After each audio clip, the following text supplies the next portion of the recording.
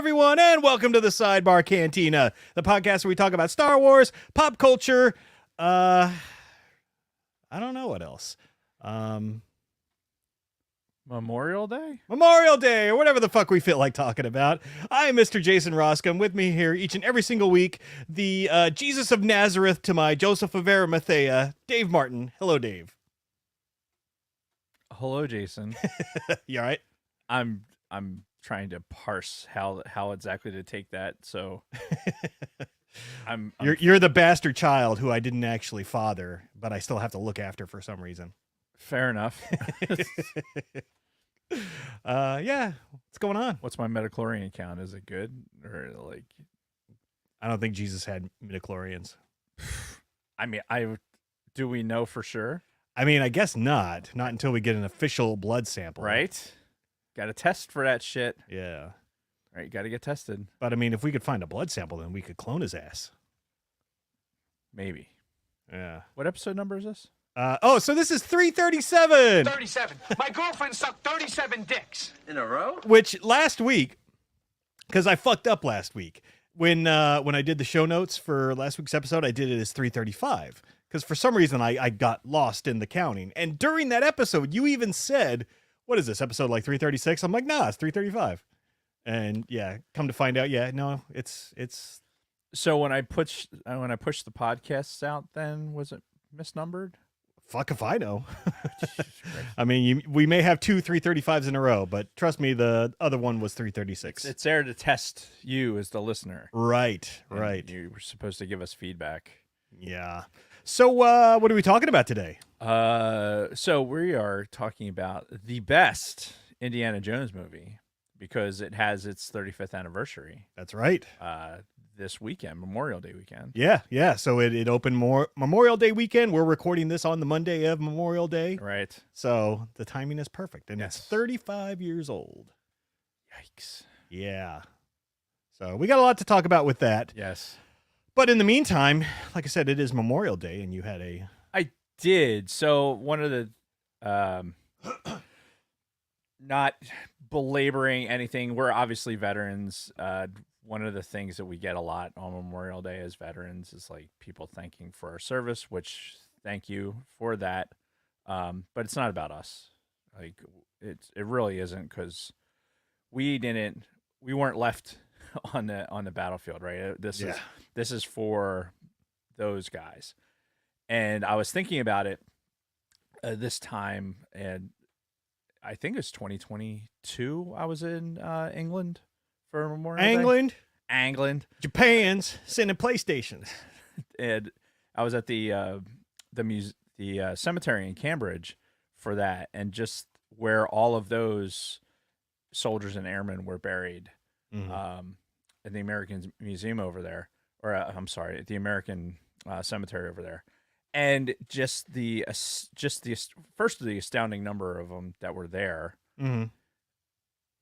it's mind-boggling. And then thinking about it also, the 80th anniversary of D-Day is coming up. That's right.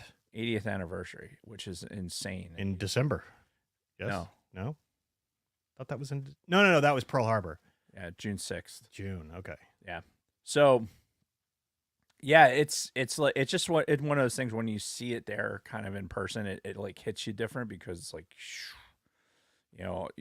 you see all these battlefield mortalities. But it also made me think about, I don't know if you were in the unit. I can't remember Suck the my timing. unit. I can't remember the timing, but do you remember John Erickson? Yeah. Right. So you were probably in the unit when he had taken his life. When we lost him, yeah. Yeah. So for, really that's the only casualty, while we were on active duty. Technically, yeah. Yeah. I mean, he was a casualty of, PTSD, and he had a lot of issues that unfortunately we didn't see until it was too late. Yeah. So, I really didn't think about it until like now, because one thing that we did a shit job of when that happened was deal with it. We Yeah. did not deal, like somebody in our unit died and we really didn't address it properly. And Yeah. I didn't really start thinking about it until like today. And I was like, damn it. Obviously we had our individual thoughts about the whole thing, Mhm. but and the maintenance guys would have, would have hit harder. I mean, there was Oh, absolutely. but I mean, the reality was, somebody in your unit died, and there's a way to the way the way in the military that you would handle something like that is a lot of times it's like, okay, the commander pulls you into the room, and this was right after Christmas, and it was like, okay, this happened. There's it's people you can talk to, and then after that, it was never talked about again, Yeah. like at all. At least not on the leadership level. Obviously, us on the ground. Yeah, you know, exactly. we'd have conversations about it, but Nothing to the point where like, oh, hey, every year, like even thinking about it, it was really something that we put in the rear view, mhm. and it was, and really didn't mark the fact that this was a casualty in our unit. So, Yeah. and I thought about it today. So hey, we have a fucking platform to talk about it, and That's true. and to talk about our own mental health struggles, because at the time we didn't know what he was going through, and shit, we were probably going through similar things that we were fighting. Yeah. We just were fighting a little bit more successfully, I guess. It was all the alcohol. Right.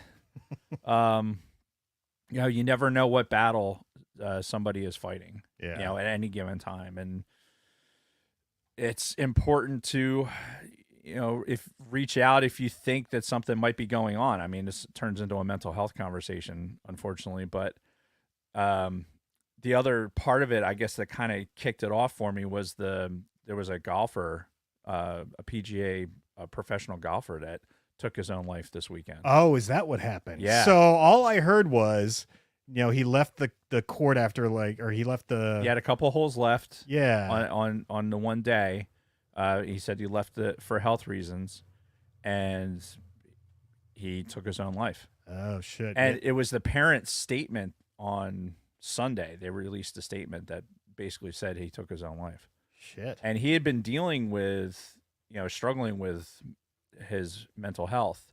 Uh-huh. He actually took a year off to address it, Oh, and came back, and he won a tournament this year, and like it was kind of a story. And unfortunately, he lost that battle. wow. Fuck. So, yeah, it's a thing. We gotta look out for each other, and sometimes you gotta just ask the hard question, if somebody's okay. Yeah. And yeah, so for us as veterans, especially, it's I think I mentioned it a couple weeks ago or last week or whatever, but we are really, really good at hiding it. Oh yeah. We are really good at looking at you and giving you the person that you need to be, and giving you a really convincing performance that everything is okay. Yeah. We are experts at it, and you don't know if you might think, man, that probably should be bothering him. Surprising that it's not. If you're having that thought, it's probably bothering him. Yeah. Nobody can stow that all the way. And when like I was thinking about it today, like it's remarkable because I went on a Afghanistan thing when we went in and out of Afghanistan a couple times. Yeah. Uh, I was on one of those. I was on one with John actually. yeah, me too. And like I have pictures that'll rotate through my phone every once in a while of when we went to Afghanistan. This interesting sidebar, but we left out of it begins with them, the Maldives. Oh yeah. Yeah, so we left out of the Maldives to go into Afghanistan. You talk about like it's a stark change of environment. Yeah. And because whenever we stayed in the Maldives, it wasn't in just like some, cheapo hotel. We always stayed in one of the nice resorts. yeah, because that's all there was. There Right. wasn't a cheap hotel. Like you didn't stay on that main island. Like that main island, like you would Yeah, have got no, fuck that. your throat slit. There's no. Yep. So regardless of that, there's pictures that show up on my phone. Like we were snorkeling, and there's like I think Snedeker had taken the pictures, and it was like just picture, and it's me and John Erickson and a couple other people are in the picture, and one of my profile pictures that I keep on social media, and it kind of rotates through, especially like veteran stuff. Mm-hmm. It's me sitting in an A10, and he was a A10 crew chief. Oh. Prior, and one day there was an A10 on the ramp, and he went out and like safed the seat so I could go in there and putz around. That's awesome. So yeah, and it's shit like that. I have random thoughts about him sporadically, and today was just one of those days. I was like, man, we didn't do it right.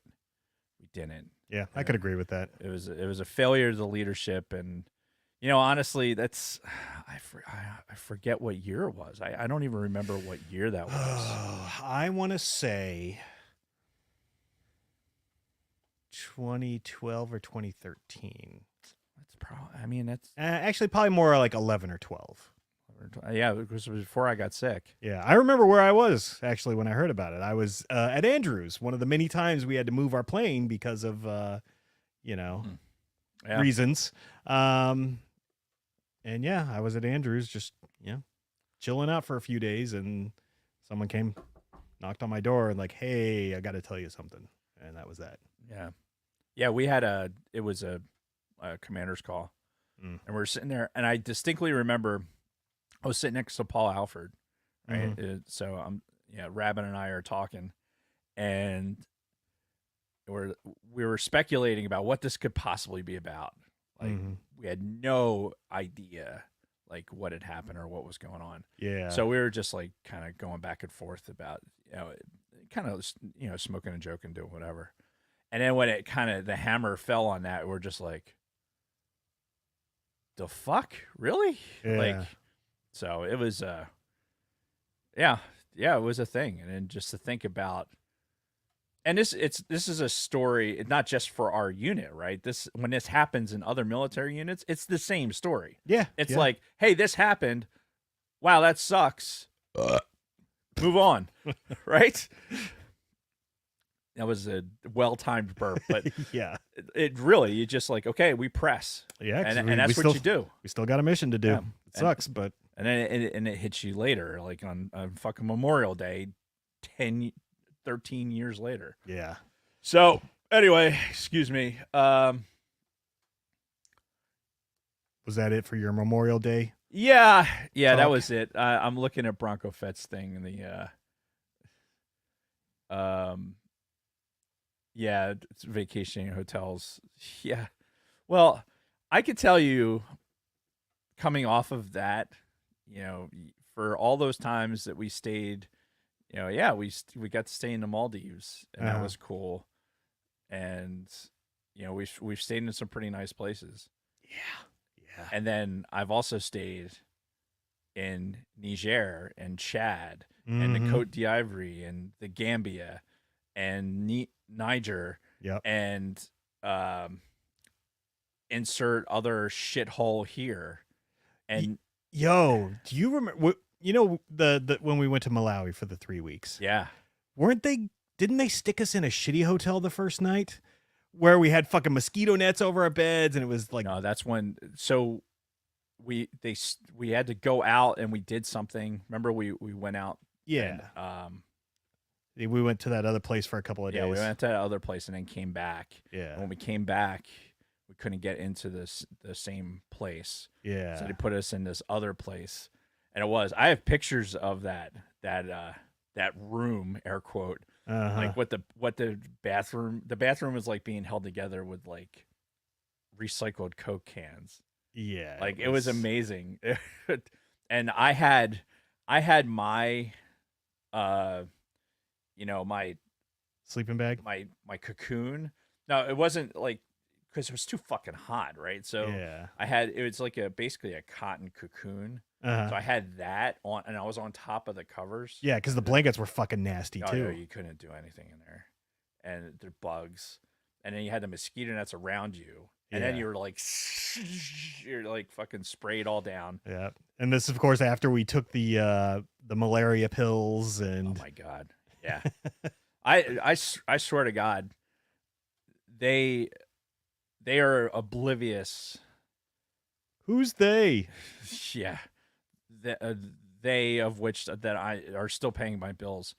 But the amount of anti-malarial stuff. I mean, basically every time we took those malaria meds, we were being treated for malaria because that's basically what that drug does. Oh, okay. Yeah, you're taking like the So we're basically pre-treating in case we got it. exactly. Okay. So that's why you have to take the medication in stages because it's like all right, here's your kind of buildup, and then it's a flushing mechanism, and then it's like everything else, and you take the other stuff on top of it. So all that medication that you're on is basically like you're assuming that you're gonna get malaria. Yeah. And fuck, I must have been on that. I mean, over 30 times, easily. It wasn't that many for me. I spent so much time going in and out of Africa, though. I don't know how you Cradle of fucking civilization. Yeah, I don't know how you. Yeah, I subconsciously was like, yeah. I don't know how you avoided it. But I spent so much time there. Yeah. And getting the shit beat out of me in fucking thunderstorms, getting to call position reports in the blind. Oh, those were always fun. Having Snedeker almost co-altitude with another fucking airplane. Jesus Christ. So much shenanigans. Yeah. Anyway. That was a roundabout way of saying Happy Memorial Day. When you're thinking about Memorial Day, think about those soldiers who didn't make it home. All right. Moving on. Okay, so should we get to some business and talk about Patreon? You talk about Patreon, because I've talked enough already. Alrighty, well, if you're enjoying the Sidebar Cantina's content, consider becoming one of our Patreon supporters. 37. For as little as $1 a month, you can support this podcast and help make it possible for us to continue to bring you quality content. Quality not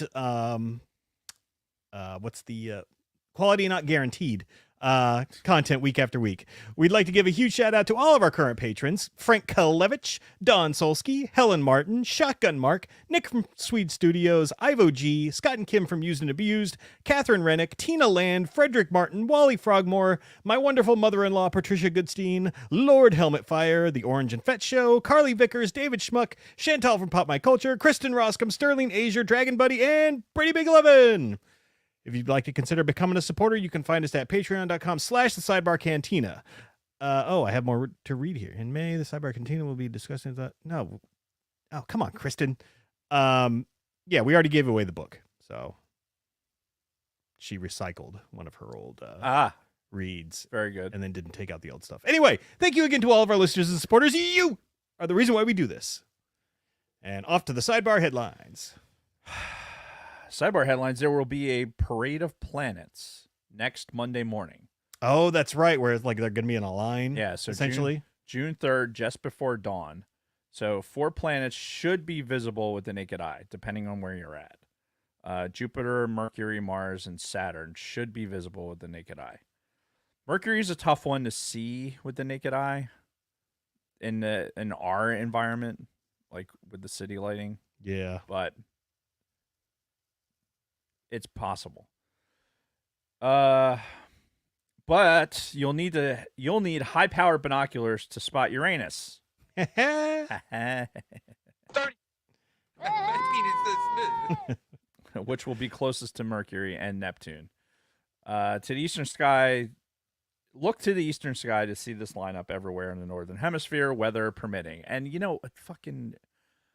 it seems like every time there has been an event like this, there's been fucking Yeah, clouds. cloudy. Yeah, Like, fuck with you. the eclipse and then the fucking northern lights. Right. Yeah. Thank the maker. We executed our plan for Operation Dark Soul and went up to Maine for the fucking eclipse because I would have been pissed if I had fucking been here and missed it. What are you looking for? So in the chat, my lovely wife Kristen, who I love very much, mentioned something about putting stuff on the shelves in here, and we didn't notice. So I'm looking around, seeing if anything sticks out. I got nothing.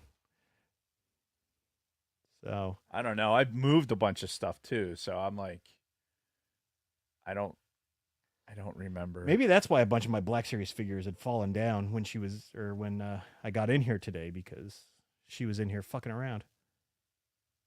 I don't know. I got nothing. Huh. Oh well. It's behind my head. Well, I see something. Hang on. What the fuck is this? Oh my god. What the fuck is that? Hold it. Oh my god. That's resin printed. All right. So apparently there is a 3D printed Jabba the Hutt sticking his ass out.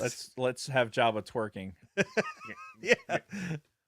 What? Oh, Moana Wanga. What the fuck? People have look at him. Oh my Look god. at this blob. Like from a distance, it looks like the elephant's foot from fucking Chernobyl. Oh jeez. She says it's Jabba the Butt. Oh My god, that's heavy. Like that, Yeah, it is. That is a considerable amount of fucking Yeah, that's dense. Man. of material to. Oh god, his in eyes some- are even like looking to the I side. know. Like, It's kind of. If his arms were longer, he'd actually be reaching down and touching himself. look at his eyes. Look at his eyes. He's like, ooh, look at my butt. So now what you need to do is you need to paint it. Oh, to match Jabba's colors. Yeah. I mean, Yeah. because obviously it's just a blob right now. You need to paint it. Yeah. Wow. I have no idea what possessed her to buy this That thing. should be on your desk at work. Oh god, I can only imagine. Anyway, moving on. Were you done with the sidebar headlines? Yes. Lineup of planets. Invest in a nice set of binoculars if you don't have one. Yeah, for sure. Okay, so we're ready to get into our weeks. Yes. All right, so to make up for last week, I have a bunch of additions too, The sacred Jedi. and we'll get it kicked off with. I don't know if this is new or if it's just new to me, but I picked up Ki-Adi-Mundi, Penis Head Jedi. What about the droid attack on the Wookiees? God, that looks exactly like him. It does. God, that's fucking creepy. Black Series figures, man. They're good stuff. Jesus. So yeah, I don't know. I think He has it's giant hands. yeah. Hey, Kinda, now. they kind of look like Snoke's hands, actually. Oh, you have two of them. Yeah. Well, we'll talk more about this guy next week. Ah, yes. All right. So Speaking of, have you started the uh-huh. book? Okay. Yeah. So yeah, I got two Ki-Adi-Mundis. He's pretty cool, very realistic looking, as all Black Series figures are. Speaking of getting two of something, so I ordered two of something on Amazon, right? Right. And we only got one, and I'm like, what the fuck? So we contact Amazon, and they're like, oh well, we can give you a credit, but we can't just send you another one, and then you'll have to reorder it. So I'm like, what the fuck, man?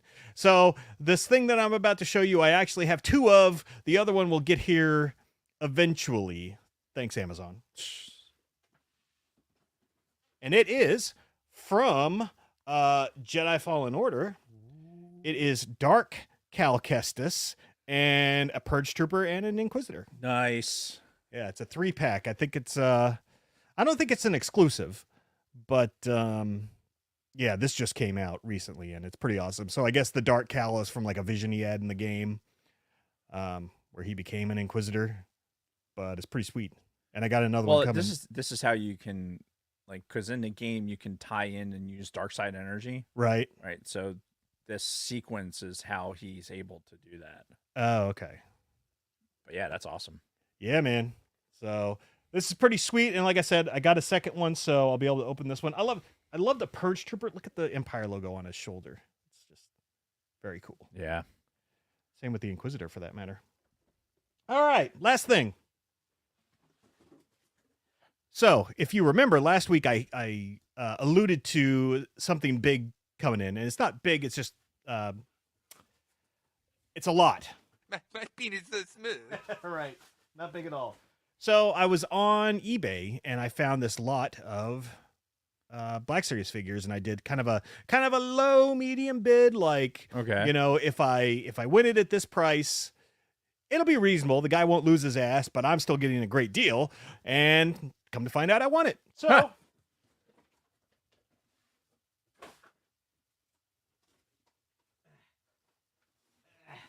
We'll just start bringing these out. Whoa. They are all Empire Strikes Back Ooh. retro figures, starting with Nice. Vader. Nice. I have this one. Yeah. And then Luke.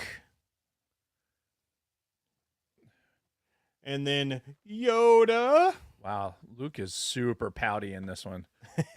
Look at his face. Oh, God. I wanted to go to Tachi Station for power converters. So we also got Yoda. Han.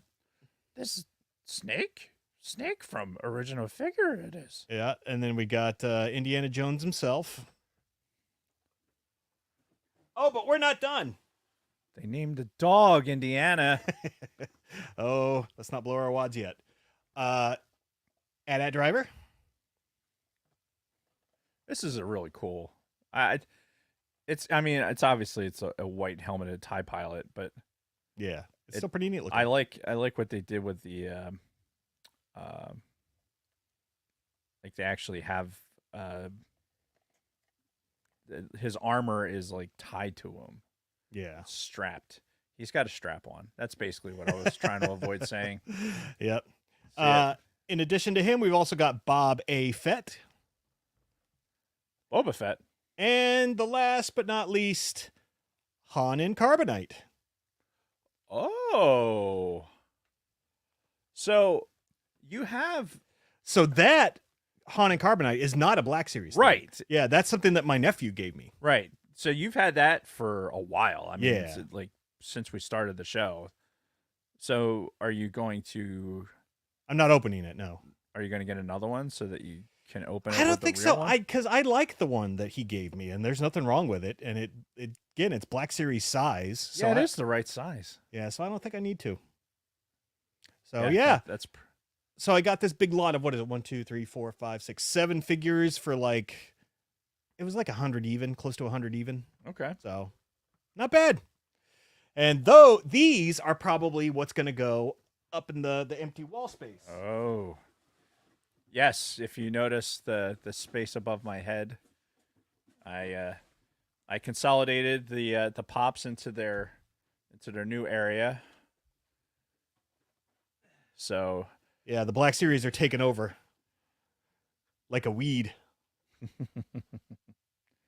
happened? So yeah, so that's all the new Black Series figures for the week, and I have more pre-ordered and coming, so expect to see more soon. The only other thing that I did this week was tickets for Deadpool and Wolverine already went up for sale. So anybody who wants to see that movie, which should be almost everybody, you get on and get your tickets now because they're already on sale, even though it's not coming out like till the end of July. So we're still like May, June, July. Yeah, we're over 2 months away Wow, from the fucking release of this, and they're already selling tickets. that's pretty awesome. Yeah. So, again, friendly reminder to all of those out there, get your Deadpool and Wolverine tickets. And that is my week. Nice. So what I do? I'm stumped right now because I'm looking at Smirking Bear. The the pop void in my life is already being filled right now with Legos. Yeah, I kind of assumed. Yeah, it's turned into Lego. It's I mean, yeah, it's Lego. And Lego's way more expensive. So Yeah. and it's on display at home more so than it is here. So there's not really a void to fill. I've already taken care of that, sadly. Yeah, so what I did this week, if you follow us on Discord, you would have saw I have finished the display for my dad's naval sword, Yeah. his officer's sword. So that was pretty cool. I talked last week about the going to the wood place Yes. and getting that. Yeah. Yeah, so that worked out awesome. It's on the wall. Now I just need to get a plaque fabricated. Part of me really just wants to get my own like engraver. Mhm. Was that you can get them pretty reasonably priced, like to do small stuff. So small. So small. My penis so smooth. Because I have like there's a bunch of shit that I could make plaques for that I would probably pay for itself Mhm. after a little bit, but it's excessive. So convincing Kathy that's a good idea is going to be tough. So, Yeah. but yeah, I feel like it's a fitting tribute for the sword, which is in great shape, considering it's he got commissioned in 1974, so it's 50 years old. Damn. Yeah. So speaking of cleaning, even though I didn't speak of cleaning, it was in my head because That's the worst transition you could have possibly done. well, in my brain, I was like, God, you know what? I have to. There's like, I want to use the brasso on like parts of the sword, and that was in my head, but it never. but it never actually manifested. escaped. And yeah. So anyway, I power washed my deck. Nice. So I had that small deck out back, and I power washed that, and really to get it stripped for to paint it. Okay. So power wash that. Oh man, there's little things in life that are as gratifying as power washing. Yeah. Well, I mean, they literally have a power washing simulator video game out there. Oh, I believe it. It's so I did the back side of the house first, you know. So I got into the house, and there's a couple of areas that just get a little like grungy over the winter. I'm pretty sure I did it last year. And it still gets, it gets a little bit. So Now, do you own a power washer? yeah, Oh, I have an okay. electric one. Okay. I'm So- gonna have to borrow that from you sometime. Yeah, look, dude, it's not going to, it's 1700 PSI. So it's not like, it'll do what it needs to do. Oh yeah, for sure. But yeah, for like decks and just, cleaning off some concrete or whatever, Yeah. perfect. Taking some algae off of your like siding and shit like that, it works brilliantly. And yeah, so clean off the siding and then like around the windows, and like, oh man, it's so awesome. And like, cause of the noise, like I don't even put like earbuds in or anything else just because it's so loud. Yeah. So I'm just kind of like in my head doing what my brain does, with it's, spraying into like fucking 50 different thoughts. and yeah, just doing its bit. And it was great. I love power washing, especially because it was like 86, 87 degrees. And so when you're out there and you're just a little spray, keeping you cool. Yeah. Yeah. Make sure you wear sunscreen because it catches you. And yeah, and so I did that on Saturday. Yes, Saturday. Mhm. What day's today? It's Monday. It's because we were off on Friday also. Mhm. So like my whole week structure got all fucked up. Gotcha. So yeah, that was Saturday. Sunday, I painted it and got the paint on there just in time for it to start fucking raining. Yeah. So, but it was hot enough where it was dry. Like it didn't. Oh, good. Yeah, it's waterproofing stain, and it was, like I said, it was on there long enough where it would have been nice if it could have fucking not rained, because Obviously. that was fucking annoying. Yeah. But hey, at least when the water wars come, we're gonna be, winners. We're better off than most Yeah. up here. Speaking of, damn, I'll save that for the end.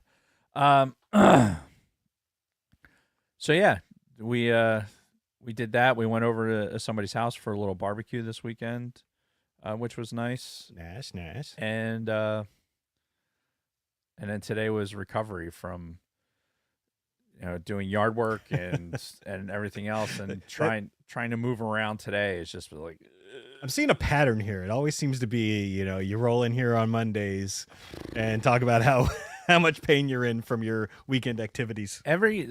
Unfortunately with me, everything has like cost, right? You might want to tighten that up. I don't know. Oh, there it is. Yeah. Yeah, everything comes at a cost. So I can do these things, but I'm going to pay for it. Right. So knowing that going into it is like, okay, what do I need to do in these days? So and try and plan, like, it's energy management is what it is, and how much pain am I going to be in? And if I keep pushing that pain off, it's like a bulldozer pushing shit uphill. Like at some point, it either can't push anymore or it starts spilling over. Mm-hmm. So, yeah, it's a suck salad. What's a spoonie? I don't know. It's weird. And Smirking Bear's talking about us doing like sexy car washes. That's weird. Yeah. Well, we were going to do a calendar. Remember that? I do. Yeah, that was supposed to be like last year or something. Yeah. The only person that sent us pictures was Shotgun Mark. Was he actually in a swimsuit? He was not in a swimsuit, but he did have a shotgun. Okay, well that's good. Anyway, last thing for my week. I don't know if you saw it this weekend, but there, down the shore, there was a bunch of public disturbances that had happened. Where Can't say I'm surprised. They were doing. It's the Jersey Shore. What do you expect? Not that, Okay. and that's the problem. So, I grew up going down there. Yeah. Right. And that's not what it was. Like, what exactly happened then? So in Seaside Heights, there was it claimed there was a shooter. Like there was like somebody heard gunshots, and so there was this like huge police response. Uh-huh. I mean, there was kids everywhere. Like it was just like really difficult crowd control, and so that happened. It was kind of repeated in Ocean City, to the point where they kind of had to like, okay, we're going to institute. All right, we're going to put a curfew out there. But this was just in a Wildwood also. So, but like it was just the sound of a gunshot, but there was nothing. Nothing had happened. It was just somebody reported it. Oh Jesus. Yeah. So here's the problem, and here's what pisses me off. Like, this is not what the shore is. Like that idea that like, oh, this is the shore, and like, what do you expect? I don't expect that. Yeah. Like, I guess I should, because in this day and age, and Kathy had asked me, he's like, what is happening? Because we both grew up going, she grew up going to Seaside. Like her her family, they would rent a place and they'd stay down in Seaside for a week. And we'd be, down in the Avalon Seaside or Seattle Heights or Seattle City area. Mm. And the difference, I think, as we've gotten to where we are now, is it's social media. And all of these kids, like, it's not, if something like that happens, they want they want the views, Right. right? Like who can get this into their snaps, or who can get this on TikTok? You know, how many views can we get? Who like so anything that's happening, like, oh, there's a fight, let's all, you know, let's get over here to see what this has happened, or let's create this disturbance. Yeah. And see how many people we can get over here, and everyone's got their camera out to tape it. You know, while it's to tape it, like, oh my God, sound yeah, such like there's an old fucking man. like there's actual tape inside, Right. like a. No, our society now, and not just kids, you know, adults are doing the same thing, but we're living in this world where you can't just have like something happen. Like, yeah, kids would fucking get into fights and they, you know, do stuff on the boardwalk. That used to happen, but nobody was broadcasting it, right? It would happen and would get broken up and it would go away. Like, one of the things that, you know, kind of Kathy and I were talking about when we went down the shore, like it was just a completely different vibe, right? You went down there and it was, you weren't going down there to be a jerk off. Right. Right. Unless you're up, you know, in North Jersey dealing with New Yorkers. But like, I've talked about it before. Like, I was a completely different person. Like, Shore Dave and Summer Dave, that was a completely different person than it was the kid who was bullied all school year. Yeah. So, like, you went down there and you just adapted into this atmosphere. Like, it was more relaxed and it was just, you went down there to have fun. Now it's, I don't know, it's almost like these fucking, it's the Lost Boys. Like, nobody's paying attention to what their fucking kids are doing. Everyone's doing this shit to fucking, all right, well, let me see if I can get this on my fucking snap, Right. or whatever. And I sound like the oldest man ever, but Old man yells at cloud. but it really, it is the bane of our fucking civilization right now. Yeah. That we feel the need to like put every moment out there on social media. Case in point, fucking Memorial Day, right? There was a post. It's on a veterans group that I'm on in Facebook, right? Mm-hmm. It's just some random meme thing in veterans, and there was a guy posted something, and he said, no Memorial Day post on a veterans channel is disgraceful. I'm out. What? Yeah. So he was basically complaining that there wasn't a Memorial Day like post in that channel, right? And that he was leaving. God. Like, I'm leaving, right? And fucking storming out because he's so upset with that. And then the responses were fucking great. You're like, dude, you're like, bye Felicia memes were out there. Oh, yeah. And then a lot of people were just like, well, you could have Right. done that. Yeah. Right. This is, you know, if this is a group with veterans in it, like, we know, like, we don't need to do it for each other. Sure. Right. Yeah. That's not what, like, it's just the most ridiculous thing, but it is like, did you log into Facebook just so you could like find something to be pissy about? And I'm sure a lot of like, people do. Do you feel better about yourself because you know, like, I did this, right? I But don't that's know, how but people are. yeah. And it's systemic throughout our society, and it's fucking horrible. For all the good that this technology and everything else does, I think what happened down the shore is just a microcosm of that. Yeah. And it's only going to get worse throughout the summer. Like, there's going to be curfews, and there's going to be things. And honestly, like,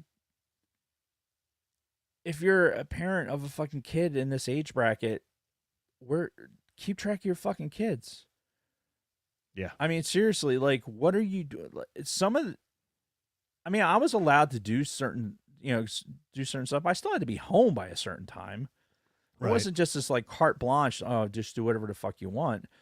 I think we get a little bit complacent because we have the phone, we have the fucking, we can look in an app and see where exactly you are. Yeah. We're like, oh, I know where you are, so I don't care where you are because I know where you are. That's knowing where somebody is and fucking that person being held accountable for where they are two completely different things. Sure. So, anyway, I say all that to say this. Don't be a fucking dick. Don't fuck up the shore. Seriously, because I don't want to go down there. I don't want to go down on those fucking boardwalks and deal with a bunch of like, oh, somebody is going to report that there's an active shooter just so they can fucking like, you know, film the chaos. Yeah. No. I'll go down to, you know, a beach without a boardwalk and just enjoy the ocean. Sure. Yeah. For what it is, because I'm an old man now. I'm an old man. Damn it. Anyway.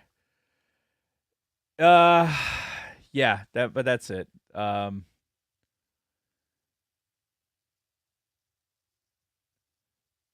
you all right there? No, I was somebody brought up at Point Pleasant in the seaside.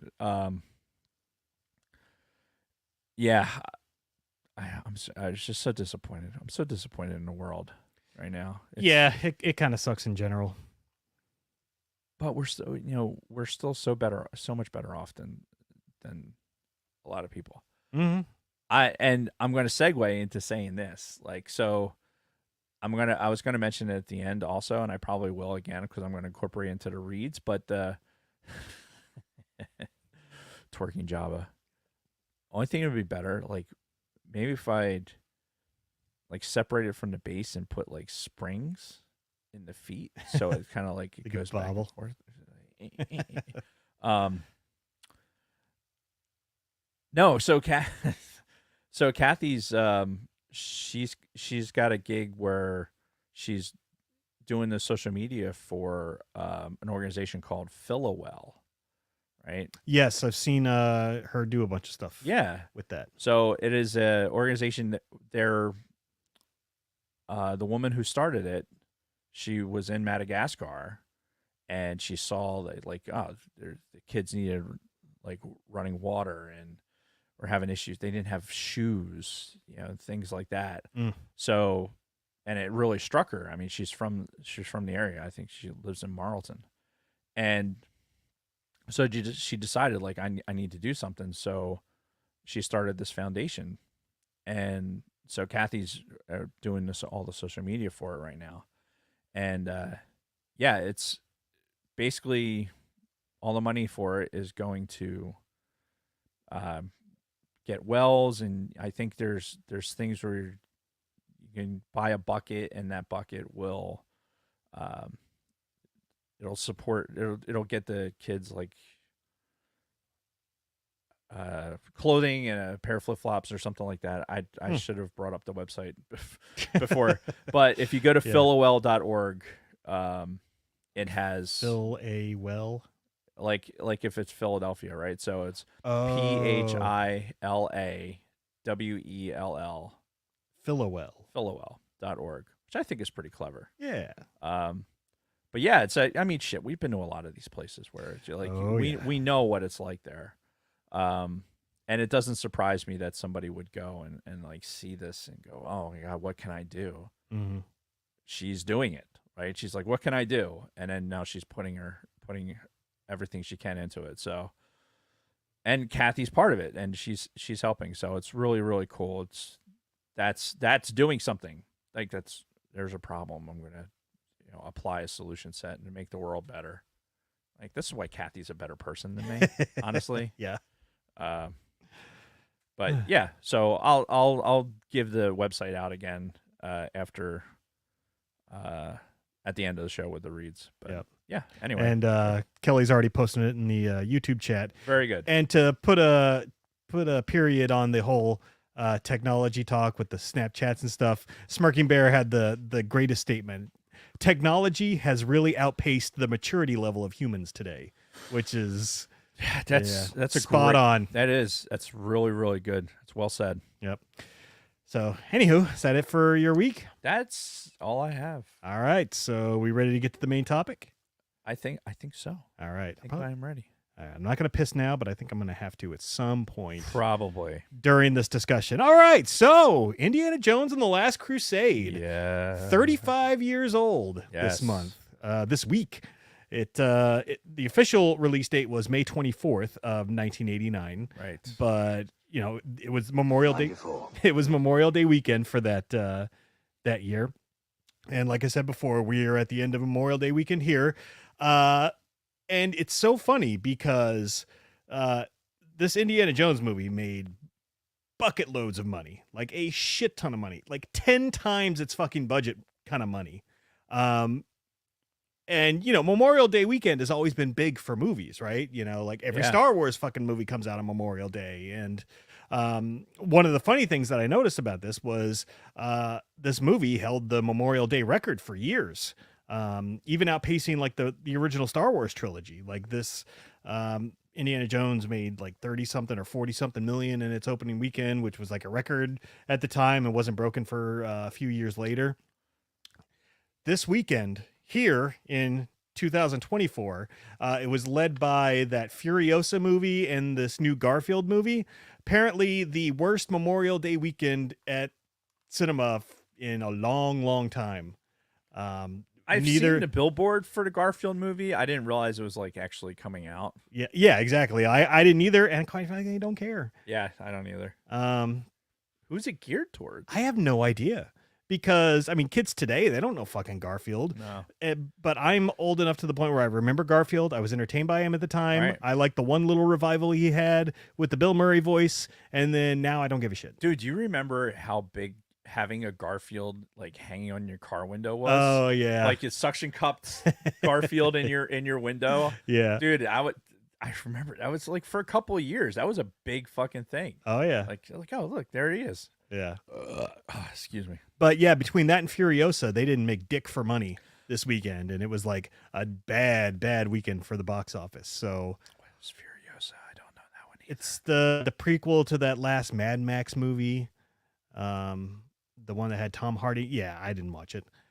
Some people liked it apparently, but Mel Gibson is Mad Max to me and will always be. Yeah, So, but yeah, just wanted to bring that up because, you know, we talk about Memorial Day releases and everything, and it's always an event when a Star Wars movie comes out on Memorial Day, which I say that now, but of course the whole sequel trilogy came out in December. I think Solo came out on a Memorial Day weekend. I think so too, but I know we were debating on because they released. Because they released Solo. So yeah, Solo came out like 5 months after Last Jedi. Yeah, that's what it was. It's Yeah. like, and I know our debate was like, shouldn't like the wound's still pretty fresh. Do you really want to release this right now? Yeah, because it had that whole production issue Right. with the firing the directors and Ron Howard refilming most of the movie. Yeah.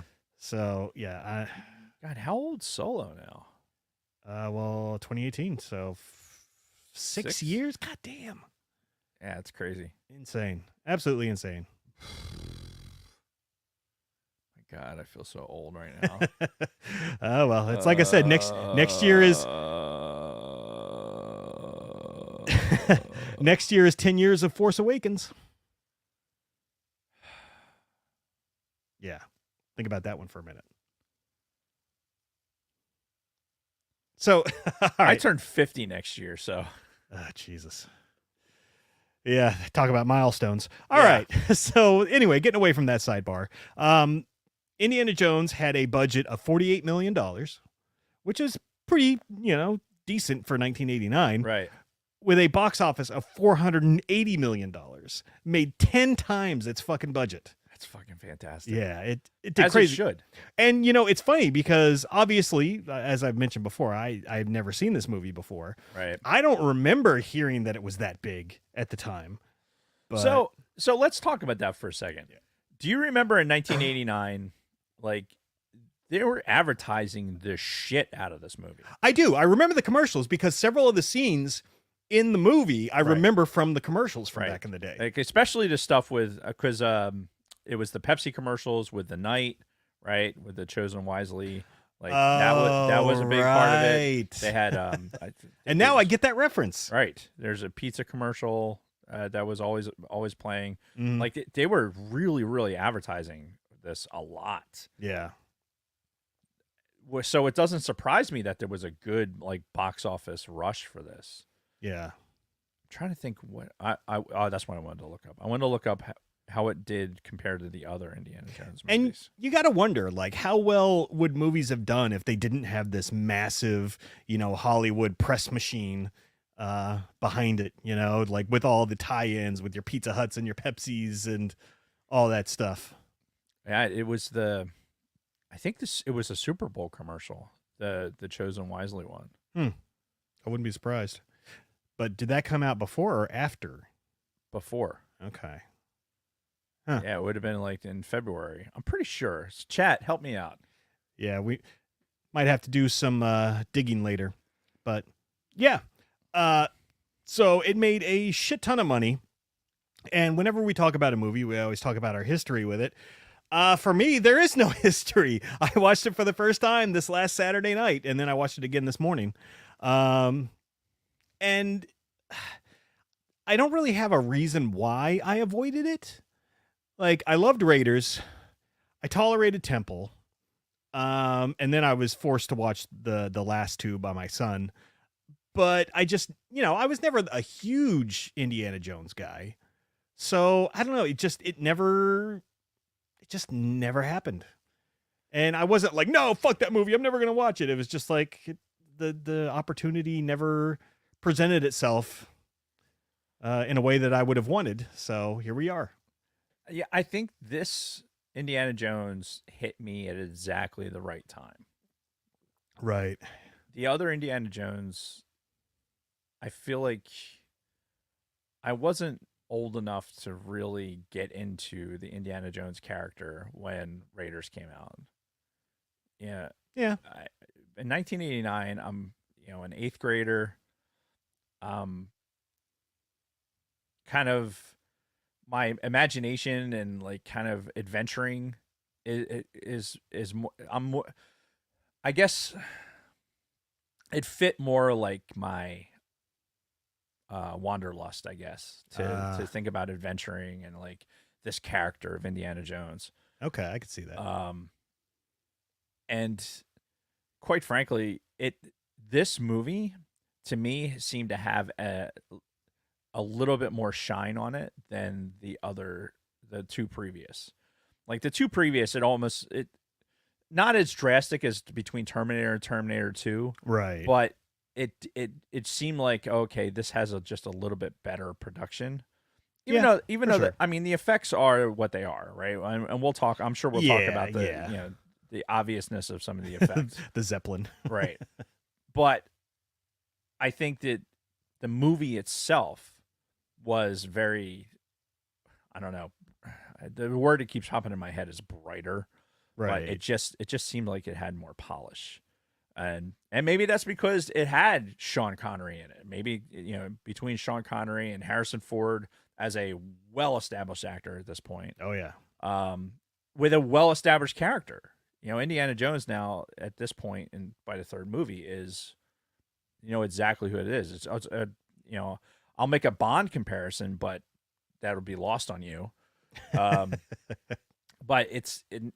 what Bond is after so long, even though James Bond has changed throughout the years. Yeah.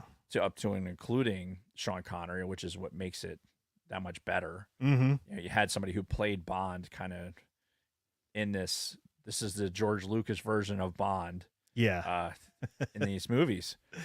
But yeah, it just hits right in the exact right time frame for when I would enjoy it.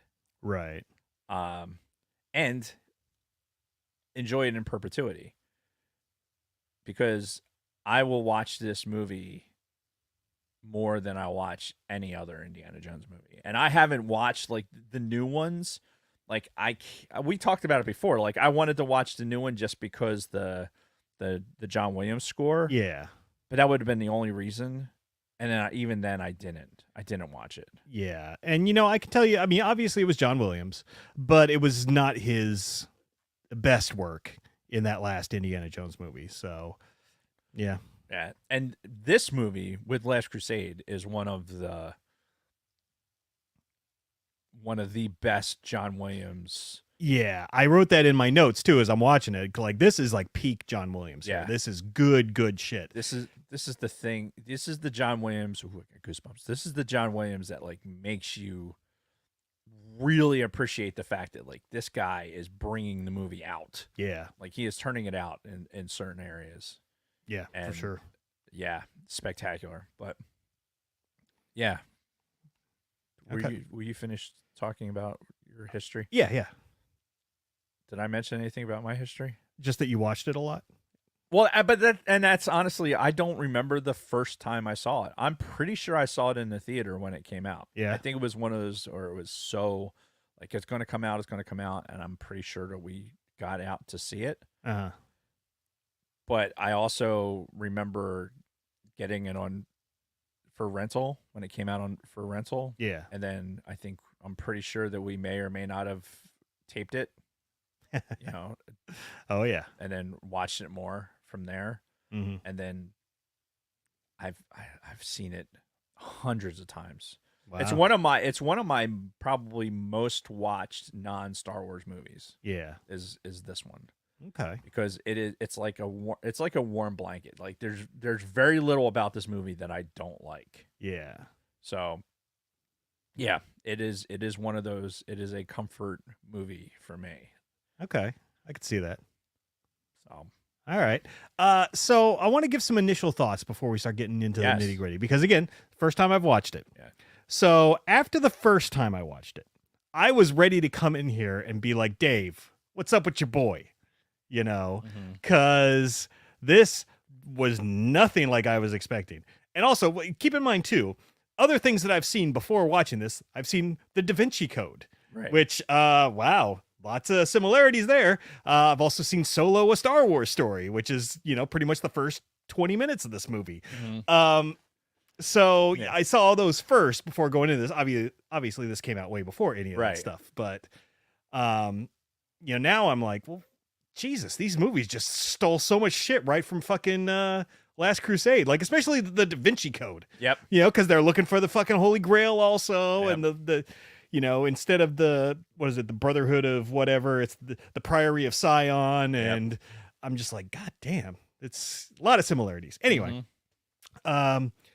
But no, I was ready to come in here and like start just railing on this fucking movie because of just how like goofy and silly it was. Like first viewing, I'm just like, this is corny as fuck. Like some of just like the over dramatic dialogue and these over choreographed fight scenes and action scenes. But after my second rewatch, I'm like, okay, all right, I think I kind of get it more. But like I was fully ready to just come in here and just fucking, throw this movie into the fire because like far more humor than I was expecting. I'm like, wow, they really cranked up the fucking humor factor on this. I know, Raiders had a decent amount of humor in it, but I mean, nothing to this level. And Sean Connery's character is nothing like I thought he was going to be. I envisioned him to just be an older Indiana Jones.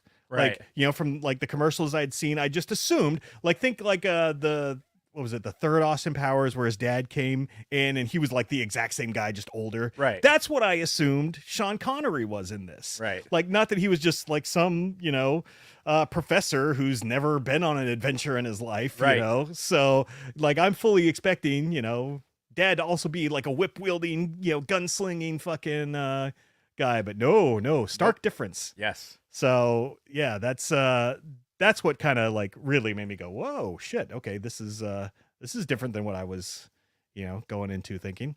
I mean, overall it was a good movie. Obviously Steven Spielberg directed, You know, you can't really go wrong there. George Lucas wrote the story, not the screenplay, thank God. And I mean, yeah, overall the plot was fine. But there was a lot of silly stuff, and I wrote like notes about some of them, and just I don't know, it was tough to get over some of that stuff. All right. But again, it was 89. You know, we were still in the 80s, the fucking 80s, where like everything was corny and goofy. So yeah. But yeah, it was nothing like I was expecting. I'll just say that. That's fair. And then, you know, obviously I've got some notes that we can go through also. Yeah. I mean, obviously my overall thought is that this is by it being one of my, you know, top viewed non-Star Wars movies. I totally under like the corniness factor. In fact, my notes I think have I thought I was talking about the corniness at one point, but I think what it was it was deliberate, right? It was very deliberate for what they were trying to do with the movie. Yeah, because like you got to think too what we're coming off of with Temple of Doom. Yeah. You know, kind of shifting gears a little bit and taking it back to more of a more lighthearted. Yeah, than Temple that. like it was very. I think when I'm talking about how much brighter this movie is, like just in composition, it's also in plot and tone, right? Yes, because of how Temple of Doom was. Like in these previous movies, I mean, fuck, you got hearts being ripped out, you got monkey brains and shit. It's like you don't need a third version of that. Yeah, you know, with this one, it's like, okay, we can tell this story without having to go there. Yeah. And I think they execute it perfectly.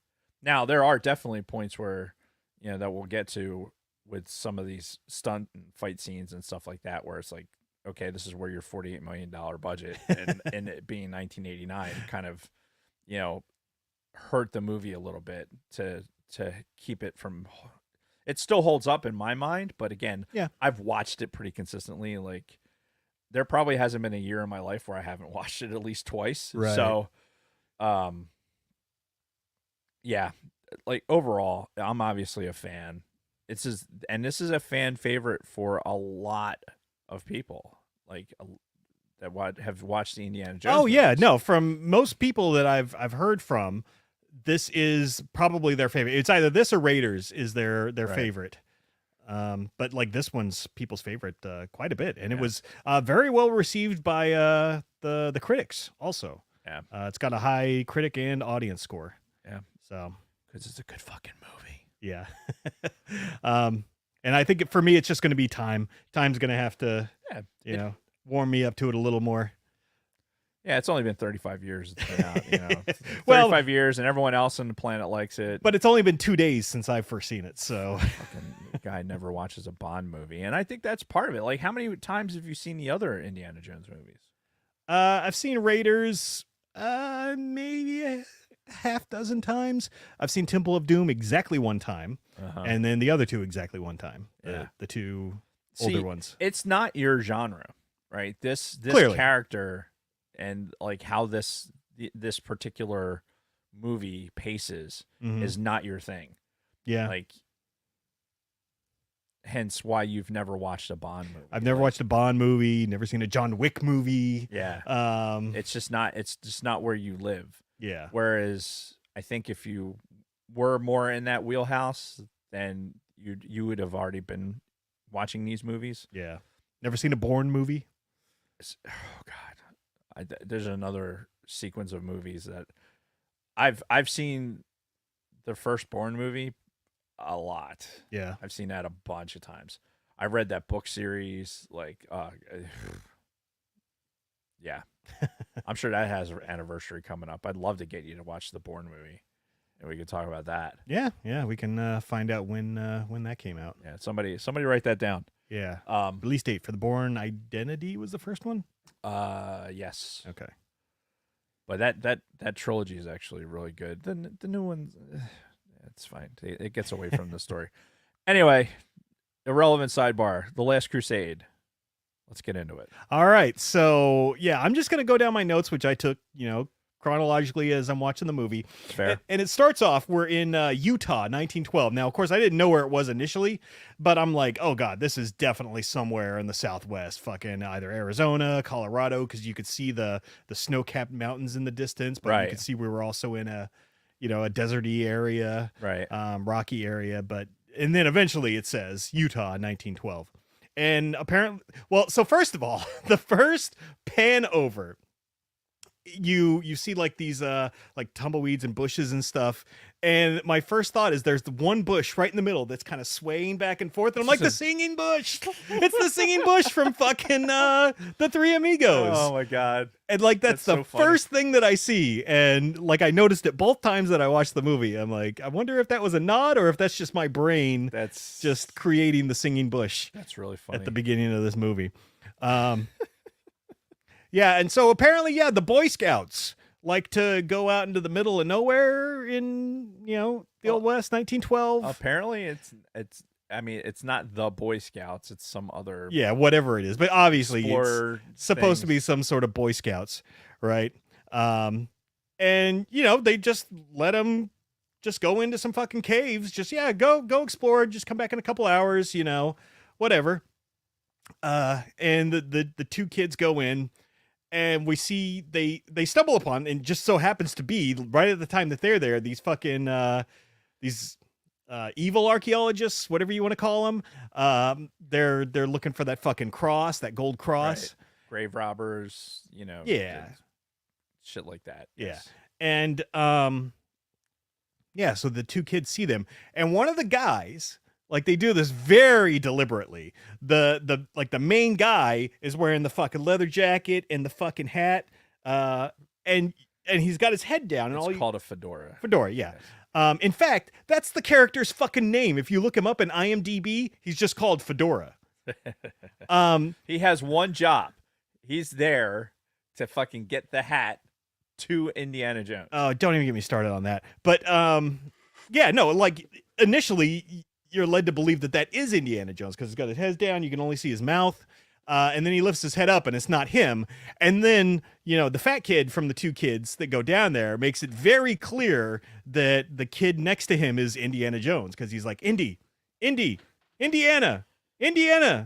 Jones. And he's like, shut up. So this is where you, having seen it just recently, like for the first time, I've seen it so many times. I didn't know. I knew it was Indiana Jones. I don't remember a time that I didn't know that was right. him. And one thing I do remember, because this is River Phoenix who plays the young Indiana Jones. Right. I remember them talking about that in like all the lead up and the build up to this movie. I remember seeing the scenes with him as young Indy and all that. Right. So I knew too, but just so the audience fucking knows, the little porky kids like Indiana Jones, just to make sure that we know that that's not Indy down there, but it's young Indy up here. Drag the annoying fat kid in there with you. Yeah. So, and then like he immediately comes out with, oh, that's got to be in a museum. And this whole fucking starting sequence, like, literally just reminds me of Solo, a Star Wars story, because like every little thing that we know about his character, like, comes about in this fucking 15-minute sequence where,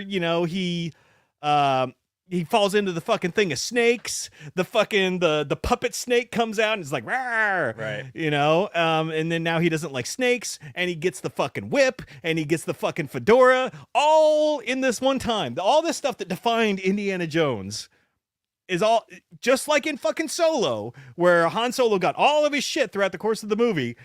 Like fucking young Indiana Jones gets it in like 15 minutes. Sounds like something George Lucas would be involved in. I know, right? Yeah. Well, the ironic thing is he wasn't involved in Solo. Well, yeah, this is true. But he did start the whole fucking thing. Yeah. So in 1989, like after two Indiana Jones movies where you don't have any real supposition, do you Do you think that this stands out as much?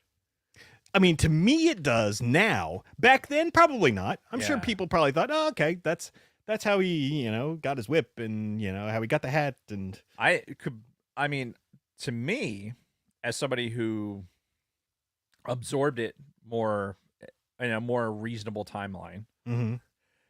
I looked at it as like, oh wow, that's how that happened. Yeah. You know what I mean? Because I don't think I'm not jaded to the exposure or whatever. Like I'm just not jaded to that Mhm. with like I would be now. Like you're mentioning with Solo. Like now it's like, okay, this is awful fucking convenient, right? Yeah. Back then, I wasn't. Like it was like, oh, this is how that happened. Or like, oh wow, that's cool. And I think that's what a lot of audiences were too. I think it was like, oh, okay, this is how that happened, or this is how that happened.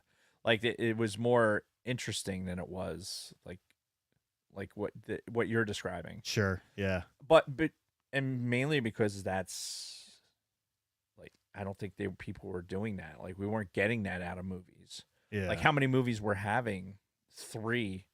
Like this is the 3rd movie with the same character. You know? Yeah. Back then, aside from, I guess, Bond, you didn't really have movie series. And like Bond was never that deep. Bond didn't really Bond, the more recent Bonds had some fucking depth of field there, but the other ones, it was just all about fucking, right? Yeah, fucking broads and solving some mission or another. Yeah. So anyway, and of course, when they're running out of the cave after he grabs the fucking cross, he whistles, and apparently a horse like just comes immediately. Right. He tries to jump on it, obviously fails, and then the fucking guys run out after him. They also whistle, and immediately 2 cars just show up right fucking there. So now I'm thinking, like, wait a minute. Those cars were right there this whole time. Why didn't the fucking kids on the horses see them? Or why didn't they see the fucking kids rolling up and start going into the goddamn caves? That's a great question. I don't know. I never thought about it. Yeah. See, and again, this is the kind of shit that if I'd watched it when I was 13, when it first came out, I probably wouldn't have thought much about it. But now I'm nitpicking it to death because that's my current brain. You should have been listening to the music. Not paying that much attention. Well, and again, like I've got 2 or 3 notes in here where like I just write kudos to John Williams. Like this is so good. Yeah. And it sounds so much like all of his other work too, like the same types of instruments and everything. And beautiful soundtrack. And so he's running from them, and then all of a sudden he comes across the fucking circus train in the middle of nowhere, and you do. Yeah, and he jumps on the fucking circus train. They go through the gators, the fucking snakes. There was a rhino in there. Yeah, you get the horn coming up through the thing. Yep. Yeah. So and this is the point where I'm like, all right, this is getting a little ridiculous. And then he goes into the fucking lion's den, and that's when he gets the whip, because otherwise that lion was gonna fucking eat him. Yeah. So well, again, in 1989, and Lunar Girl brings up a good point with that. We also thought this was like, we didn't think there would be any more Indiana Jones movies after this, but this is just, it's not like this didn't, it didn't not make sense. I hate to use a double negative there, but it was just like, it seemed reasonable. Yeah. Right? Yeah. It seemed like, now the rhino, like the bit with the rhino missing the nuts and everything, like, okay, everyone's getting a kind of a chuckle out of that. Like, getting these small laughs in didn't seem like it was that big a deal. Like nobody, it's really funny. It's just funny to think about it. Like, yeah, it is. It's a little much. It is. It is. But just roll with it at this point. Right. Yeah. Yeah. And like, people could say the same thing about some Star Wars movies and shows and stuff. Well, and they do, especially the original trilogy. They say that there's parts in it that are like that. Yeah. So, I mean, yeah, you could nitpick those to death too. But again, I'm just spewing my thoughts on paper when I'm looking at all of this. It's fascinating. Yeah. So yeah, Can you turn that away from me? No. What, you don't like him looking at you? He's fucking Sticking his staring at ass me. out? I No, don't he's know if you could see it on the camera, but he's got it staring at me. that wasn't even my intention either. I just wanted to get a good side view of his ass so that people could see it. So yeah, we get like his origins of, oh, that should be in a museum, the fucking whip, the fedora, but that comes later because well, as they're going through the fucking circus train, he also stops in the fucking magic cart and gets into the fucking magic box that he's able to sneak out of. And at this point, I'm just like, are you fucking kidding me? Like, this is the goofiest shit. And I remember I even turned to Kristen because she didn't even want to watch it with me. So, I'm watching it at my computer and I turned to her. I'm like, this is some corny ass shit right now.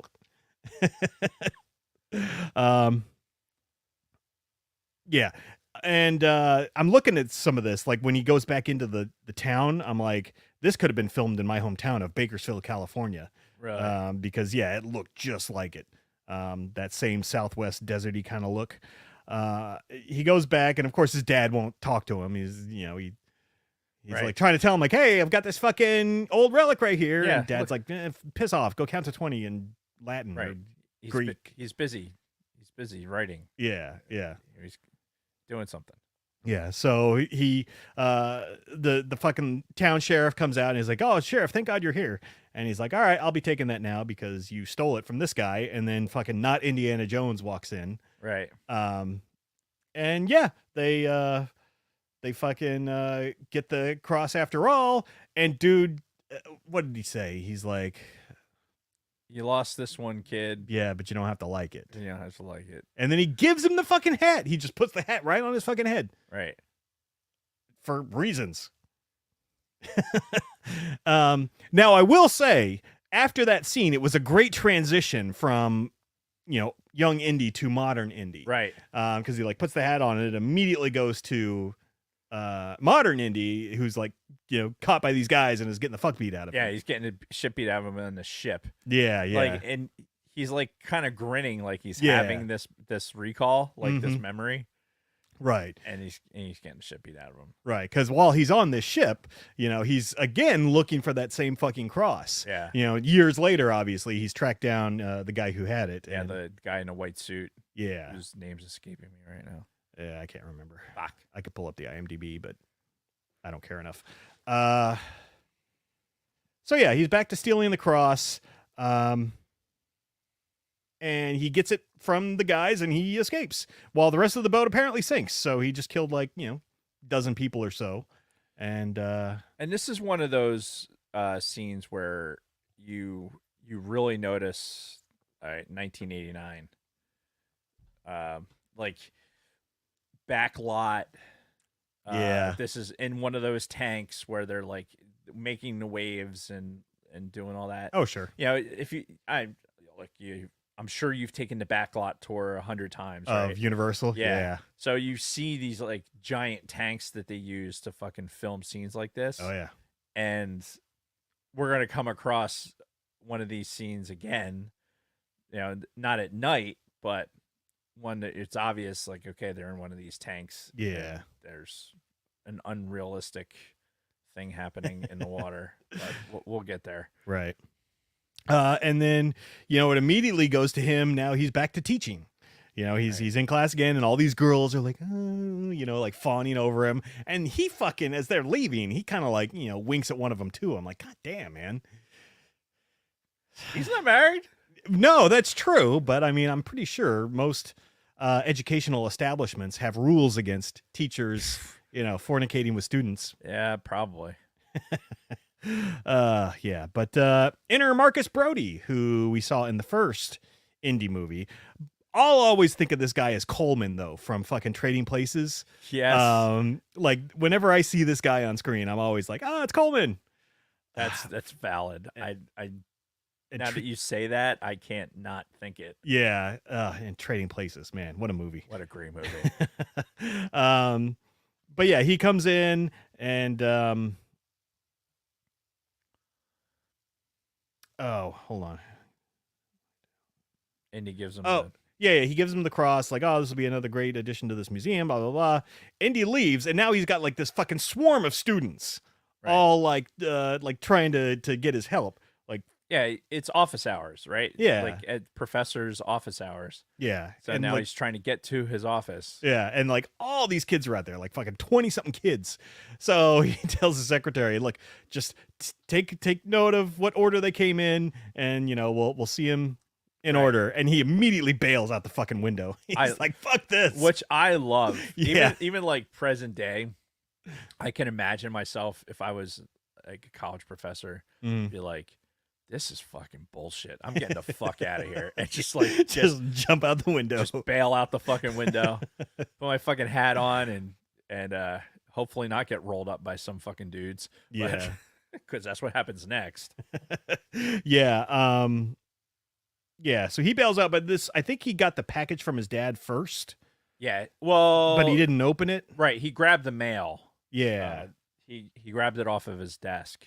Yeah, and he saw the package from Venice. Yeah, which he put into his pocket, and then as soon as he bails out, this fucking Donovan guy, his crew, pick him up, which it seemed at first like it was like they were bad guys, but. Or kind of not, or like kind of the FBI or something. Yeah, like Hoover's guys, like they were doing something like that. Yeah, but it was this guy Donovan who reveals this the tablet. A lot of Christian references in this movie. Well, obviously, Holy Grail. Yeah, I mean, duh. Which makes me think like something like this would probably never be made today, using the same Christian mythology and. References and all that. Yeah, I guess. But that's a story for another day. But yeah, he's got this fucking tablet, and it's essentially leading to, the fucking the thing, the Holy Grail. Yeah, which allegedly even contained at one point the blood of Christ. Which again, we need to test his fucking blood for midichlorians, obviously, and then clone him, and there's like, haha, you're resurrected again. So there's a couple of things that, as I've watched this over and over again, the small nuances that they have with him being at like hosting this party, right, and with the wife and everything else, like this guy Donovan, right, Donovan, and I've read enough period stuff for the time, like you're talking about the late 30s, that I think this movie does a good job of maintaining that level within this period, right? With their clothing and kind of their mannerisms and things like that. Yeah. And I like this scene, and I like how Donovan and Indy are interacting. Yeah, yeah. And there's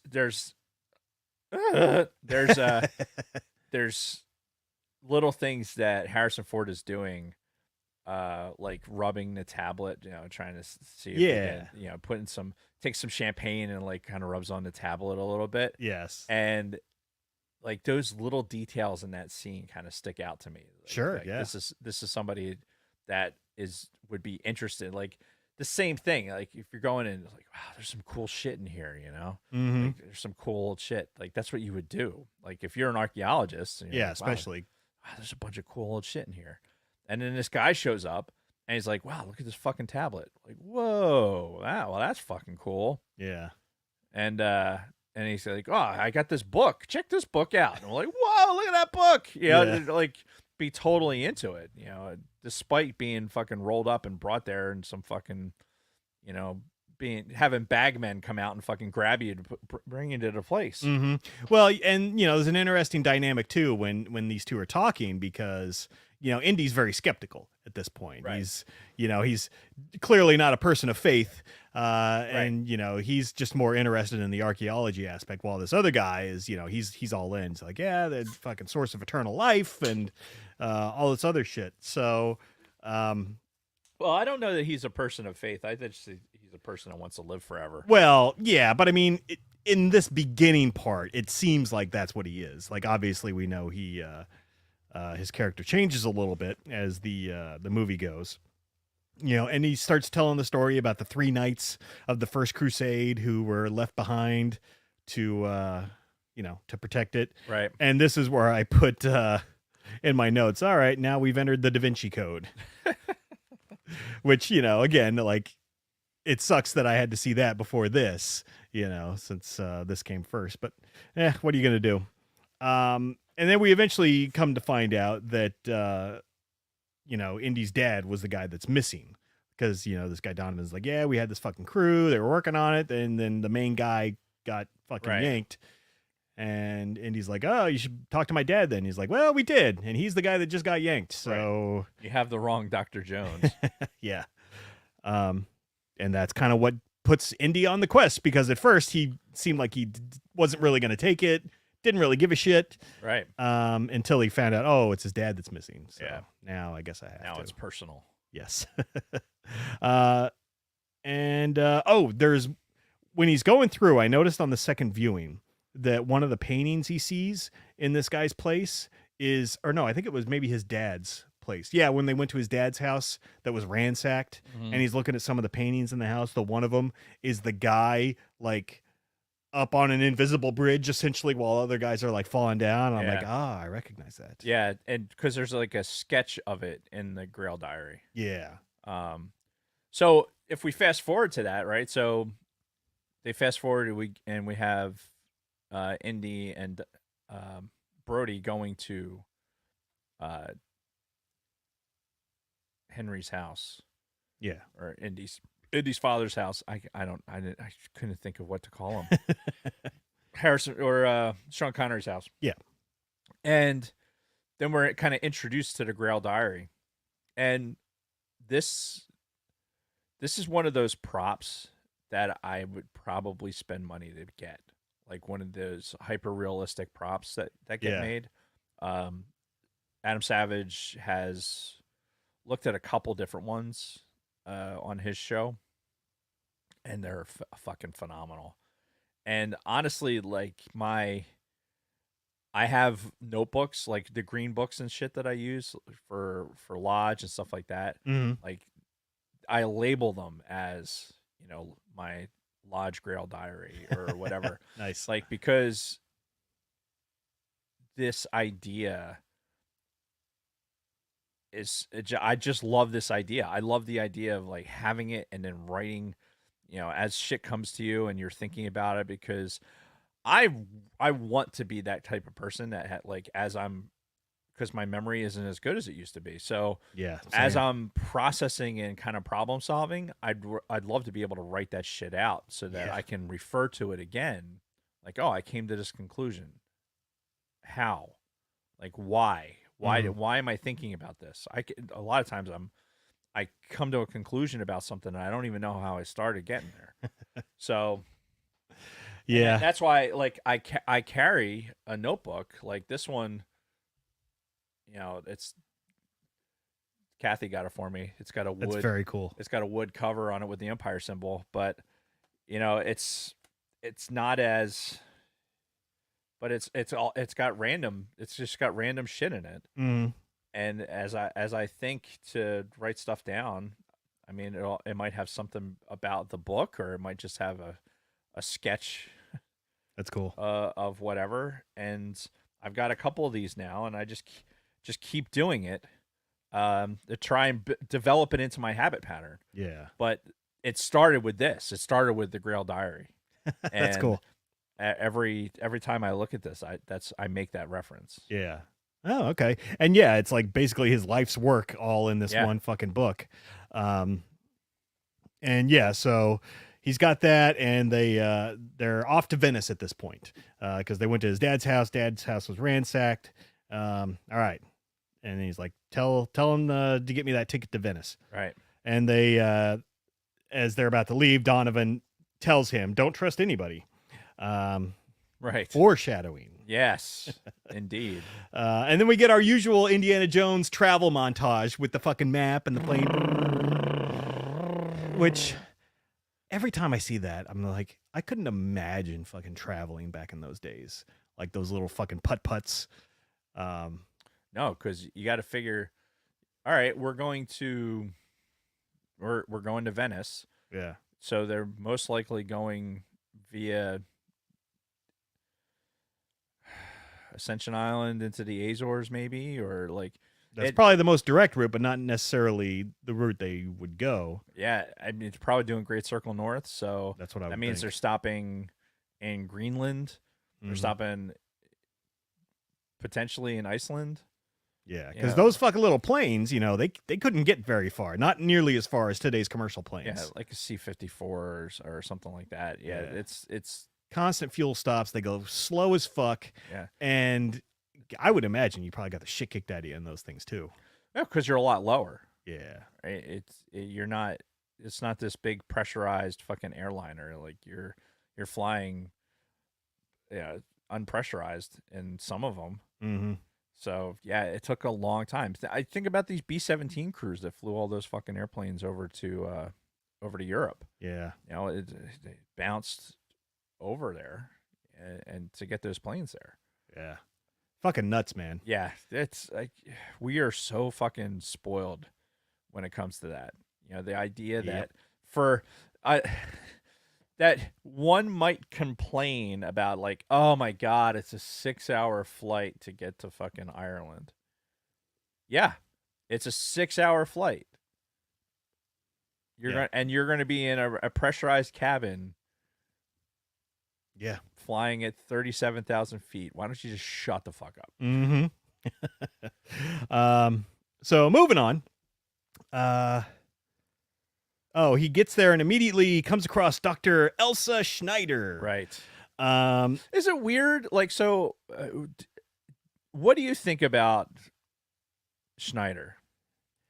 I see what they were trying to do with her. I see that they were trying to make her like the sex symbol, right, but also like super smart because she's, right, but on the attractive scale, like pretty low, right? Because she's got this like weird thing with her face. Yeah. Like I always like you can look at her, it's like, wow, she has a moment. Like, wow, she looks really good there. And then, oh my God, what are you doing with your face? Stop doing that with your face.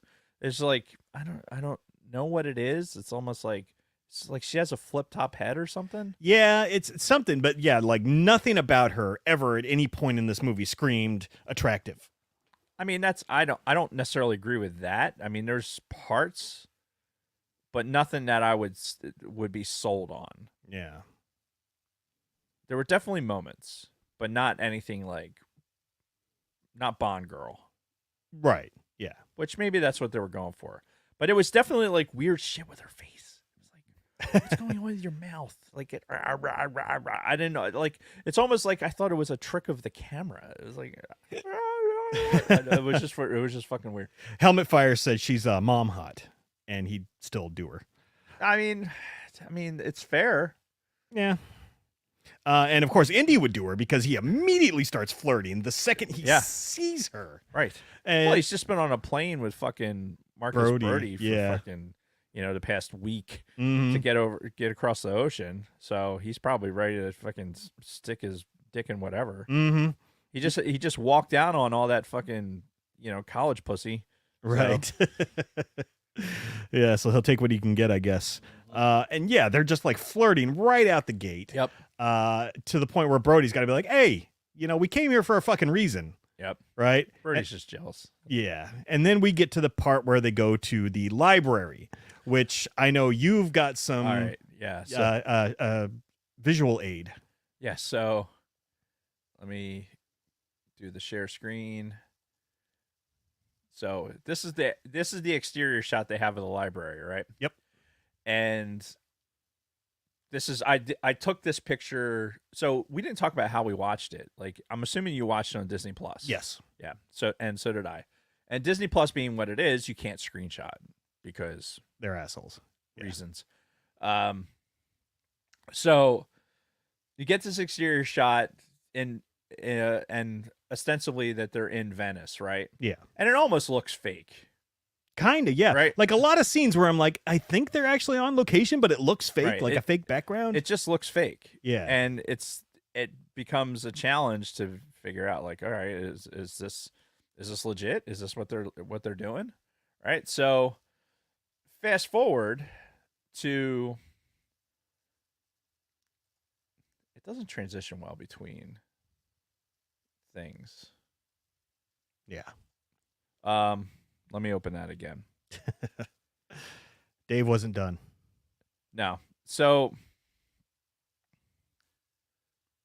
take your time. We got all night. shut up, Jason. So if we fast forward to Prepare to fast forward. God, they don't make this easy.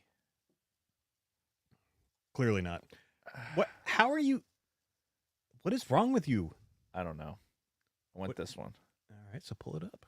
All right. So here's them. This is the exterior where they're kind of like where they come out of the sewers, out of that manhole. This right is just before they come out of the manhole, right? Mm-hmm. And so you have this like bridge here, and it's like, okay, this again, it doesn't seem like it's real, right? Yeah. So then, if we go to this shot, this will be the last one, I promise.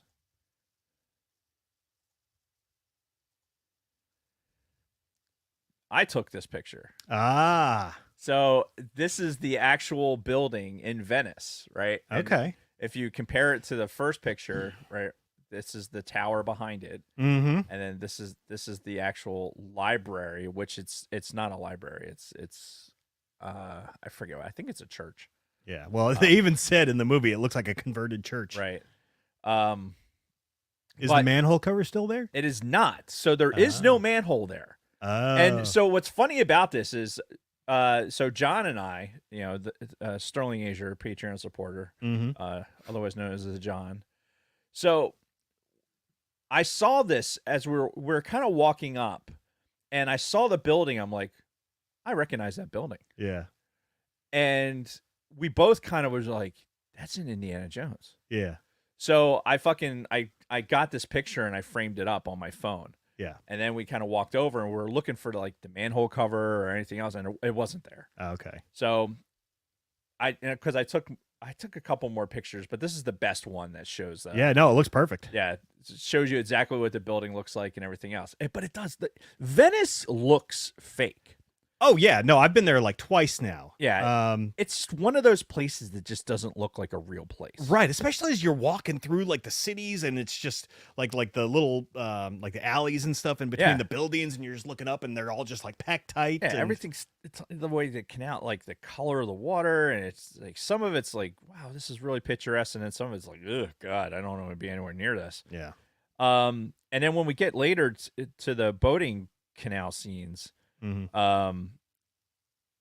when they're going through, I recognize like the warehouses because they were all completely on the other side. Like, I don't know where you stayed when you were there. Well, so yeah, we stayed on the other side of the front, right, in a hotel that we could have taken a boat over to, but we walked instead. Oh, okay. So we stayed. It was like I think it was a Hilton. And then we took the boat across. Okay, so you took the boat to the main part. Yeah, like that main mezzanine kind of area that has like the big church area with the bigger tower, and like it dumped us off there. And then like John and I, we walked the entire thing, so we went all the way to the other side. Yeah, I did that the first time I went. Did that Holocaust Memorial? Did you go back by there? No. I think it's called the I think they call it the ghetto, but it's not in the ghetto, right? But it's not meant to be the same way. Mm. But anyway, yeah, when we fucking came across this building, it was just like, oh my God, that's exactly what that fucking is. That's awesome. And I'm sure I saw it too when I was in Venice, but didn't recognize it because I'd never seen the movie. You never saw the fucking movie. But yeah, Venice, as they're going through these scenes in Venice, like I recognize, like, okay, they're obviously on that same canal because I recognize the fucking like the cargo buildings, like where the ships are. So they're doing some of the like racing scenes, and like just outside the Grand Canal there. Yeah. On the other side, like if you were going like, because you take the water taxi to the airport, right? Yeah. So like where the water taxi kind of goes around, like the shipping area, like that's where they were. They were like in between. Okay. There. So you recognize all that shit, So it's cool that they were on location for so much of that. But Yeah, yeah. I don't know how they fucking did the manhole cover. I'm like They dumbfounded. Yeah, I could see them, doing some trickery to get that to work. But that area, like where they set up the tables and everything else, I mean it's completely reasonable that's that space. Yeah. It's here's where the stairs are and everything else. So it was really fucking cool. Like I've very few times in my life that I've walked up on a place and had that, like, oh my God, I saw that in a movie. Yeah. Yeah. Like the pyramids was one of those times, even though that was a really weird thing because I'm standing there looking at the Sphinx and there's a Kentucky Fried Chicken behind me. That was really weird. Yeah. But yeah, this was just one of those times. Anyway, Yeah. I'm done with my visual aids. Okay, well, no, that's cool though.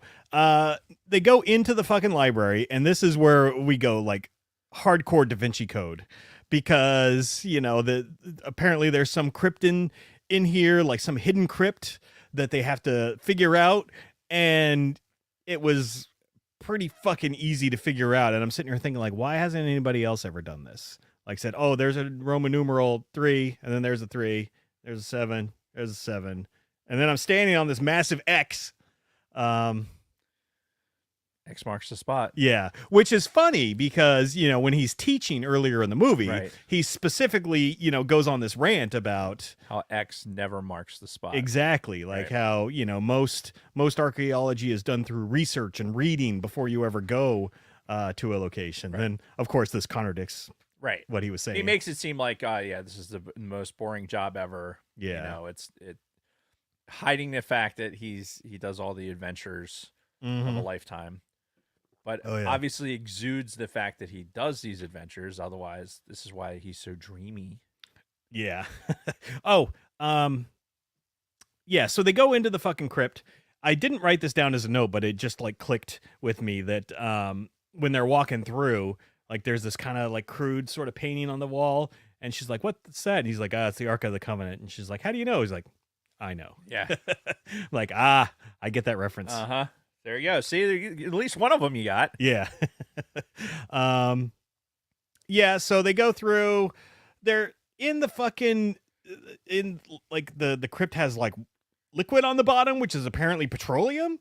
So he has the bright idea. Well, let's make a fucking torch and light it in the petroleum room. This is. We have to suspend our disbelief here. Yeah, because even like, I love this movie, but when he's swimming under the water, under this petroleum, like basically he's swimming in gasoline with his eyes open. Yeah, to find an exit. That's not how the Force works. God, just the fumes alone, because we all know that the fumes from the gasoline are what is the most explosive part of it. Yeah. Right? So TWA knows that firsthand. Well, that's kerosene, but yeah. You just have to suspend your disbelief. This is like Star Wars physics. Right. And that's what I'm trying to tell myself as I'm watching this. I'm like, okay, this is all pretty cheesy, but you compare it to something like Star Wars and it's not that much of a stretch. Right. So you just got to go with it. And then this is when the Priory of Sion essentially come in, where they the dudes with the fucking red hats. It reminds me of Will Ferrell's character in fucking Austin Powers. He's got the fucking red hat with the little dangly thing on it, the graduation cap. It's called a fez. Ah, yes. So yeah, they're wearing those, and they try to kill them. They light the place on fire. That's when he dives under looking for a way out. And it was a pretty clever way for him to like create the air pocket so they wouldn't get like burned. Right. But again, if this is just like pure fucking, kerosene or whatever, or fucking petroleum, then it's like, how are you really going to get out of this? But either way, and this is where we get the boat chase scene, because they're trying to kill Indian crew. And, we get the big boat chase. And again, some kind of cheesy stuff. Not gonna lie.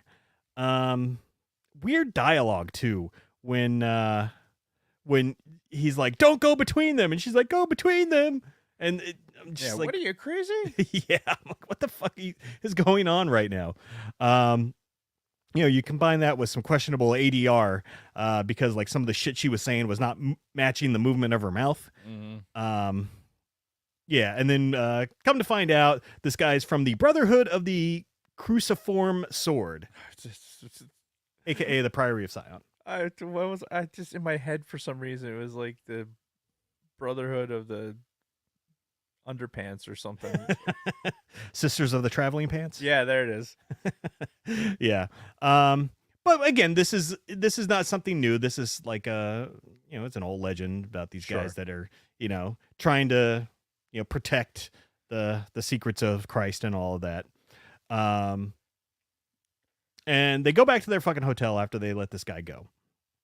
And I'm sitting here watching, like, Indy's, I don't know what the fuck it's like he'd just gotten out of the shower or something. His hair's all fucking wet.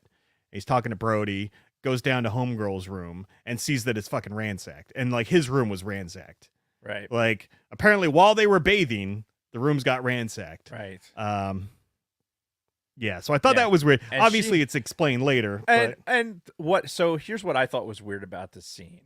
And I always think it's weird. Mm-hmm. Is she's in like the bathroom. Yeah. With a phonograph, like with the record player. Oh yeah, right over the tub. In the bathroom. Yeah. Like, is that a normal thing? Like, it gets me every time because, it's convenient, right? Because she knows that the room's going to be ransacked because she's the one who did it. She's in on it. Yeah. Right. So whether she was the one who did it or somebody else came in the windows or whatever and, did it, which is probably more the case. Mm-hmm. That's what I think anyway. I think somebody had come in. No. Are you okay? I didn't. What? Are you listening right now? Listening to what? Are you okay? My wife just texted me. Oh. And it popped up on my notes. Oh, okay. And she asked me a question. And I'm going to sidebar out of my thing. This is the point in the show where Dave has to, what the hell is this? And give Jason that because I forgot. What? It's a Darth Vader Bop It. I fucking love Bop It. Yes. Is it?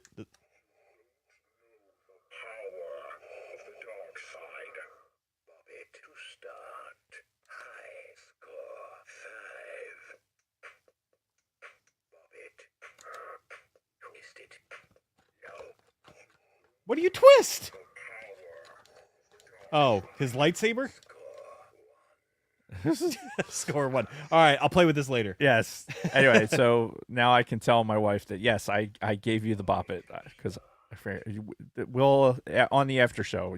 I'll play some Bop It. Yeah. No, it's awesome. Yeah, for $6. Yeah. The clearance at Walmart. Yeah, Like, I beat the Chewbacca Bop It that we have. Because it only goes up to 100. Really? And yeah, I what's it do when you beat it? It's just like congratulations or some shit. Yeah. Anyway, what was God? I was saying something. Okay, so yeah, the rooms get ransacked, but Indy's not too concerned because he's still got the diary on his person, right. And it immediately goes into this fucking awkward scene with him and Homegirl where they're arguing, and then he just goes in to kiss her, and she's like, "How dare you kiss me?" Yeah. And then it turns into like an awkward fucking sex scene. It's like, okay, sure. Yeah. Venice. Yeah. That was pretty funny. Yeah. Yeah. So then they So this is how I saw that. Yeah. How I saw that scene. Right. She's she's got the record player in the other room, so she can't hear the room being ransacked, right? So she's basically it's her alibi. Yeah, I've got headphones on excuse, right? Yeah. So she comes out, she's like, "Oh, wow, what happened here?" Right? And instead of like the smart guy, Indiana Jones, right? While he's trying to figure out what's going on, she's gonna get his dick hard, so he's not thinking about yes, how this happened. Yeah. Fuck the ransacked rooms. We'll deal with that later. Like, I'm going to distract you by coming onto you and then play hard to get, and then like have this exchange. Yeah. So she knew exactly what she was doing. Okay. To get that done. That makes sense. And that's why the exchange, it seemed awkward, because she was like, she was ad-libbing, probably. Right. She was playing hard to get, and like, okay, now she knows the prize is there. Like that was the whole goal. Yeah. Is to have the book. So, all right, I know I have the target. Mm-hmm. If I get in his pants, I can get the target easier. Yeah. Which, spoiler alert, it worked. Yep. And then they go to the castle where his dad is being held, because the Priory of Sion guy told him where his dad was being held. But I'm wondering, like, how did he know that? I don't know. Probably because he's been following everybody. Yeah. So as these people are coming in and like looking for all the things, and if he's watching the Grail, right? If his job is to like protect the Grail, like they know where everything is. Yeah. And they know if somebody's sniffing around for it, then they're probably following people. Mm-hmm. So he knows that that's where they took him. Yeah. And we kind of glossed over the fact that when he got into the crypt and they found what they were looking for, it was one of the fucking knights with that same tablet, with shield/tablet, on his corpse. And Indy did a pretty clever thing where he put the fucking paper down and he did the rubbing. Yeah. Which is, have you ever tried to do that? Like do a rubbing like that? Well, they used to have toys like that when we were younger. Yeah. Like you could put it on there and go, and it would like be like a happy face or something under it. And it would be like on this perfectly square thing that you could do. Yeah. Like the idea that you could do it to that level of readability while you're standing in fucking gasoline. Okay, a little far-fetched. With a bunch of rats. I always was like, wow, that looks really good. Yeah. Even though I love this movie, there are definitely parts where it's just like, yeah, okay. Yeah. So they go into this fucking castle. And of course he puts on this bad Scottish accent when he goes in, and the doorman immediately calls him out. He's like, if you're fucking Scottish, then I'm yeah, if you're a Scottish hang on. If you're a Scottish lord, then I am Mickey Mouse. Yeah. Yeah, immediately catching on to the ruse, and then he's like, all right, fuck it, bop. He just fucking hits him with a fist, and that worked. Yep.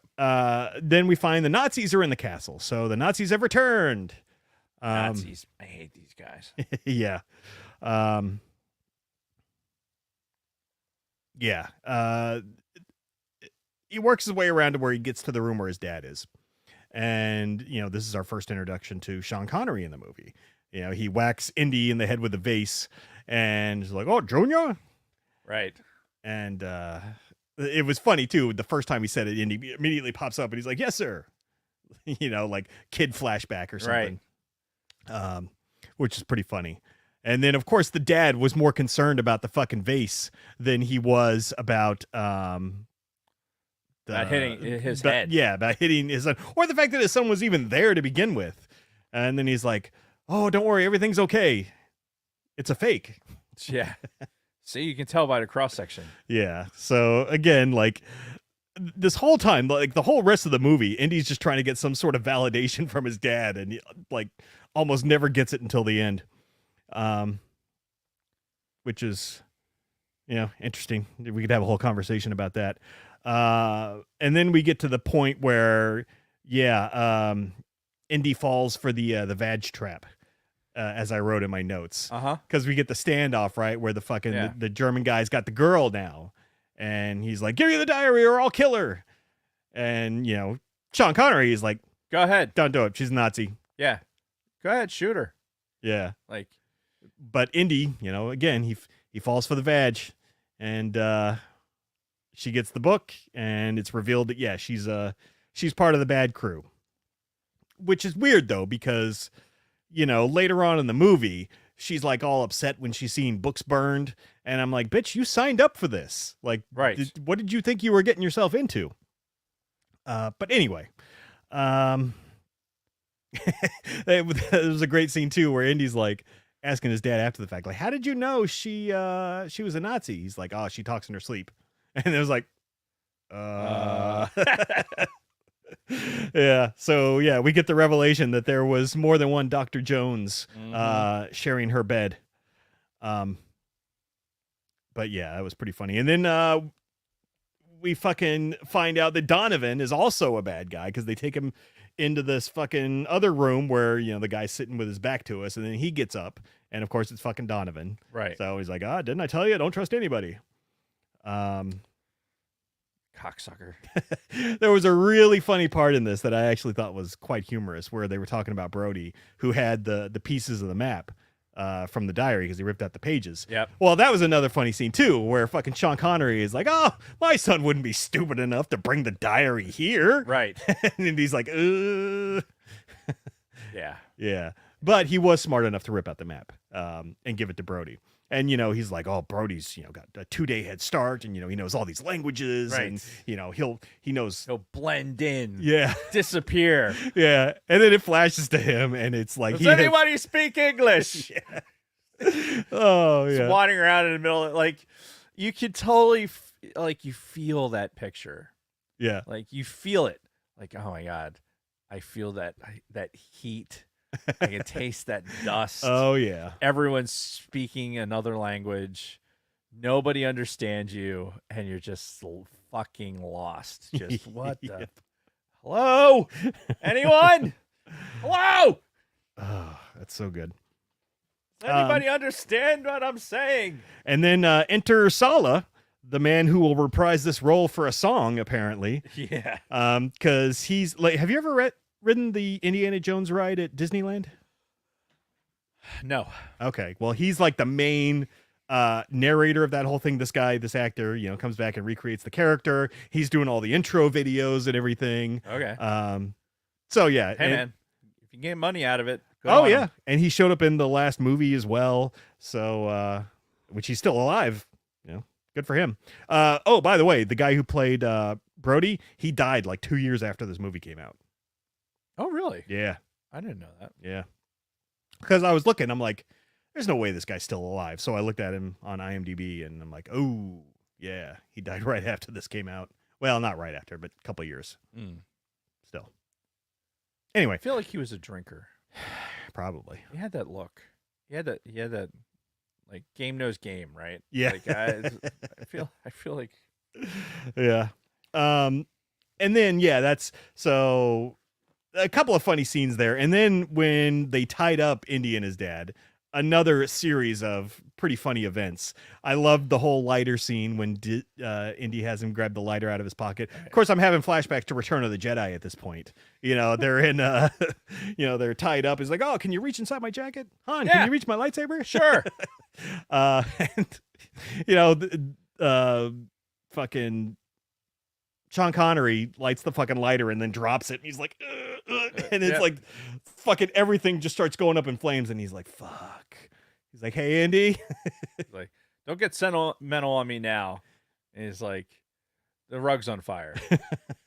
and the chair. Yeah. And so yeah, now they're trying to get out of this, like tied together on 2 chairs. And this whole sequence I thought was pretty comical.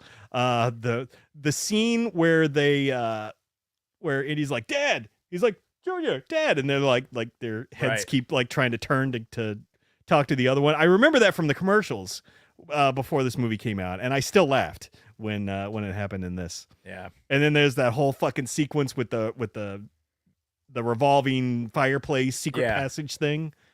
Which I honestly like.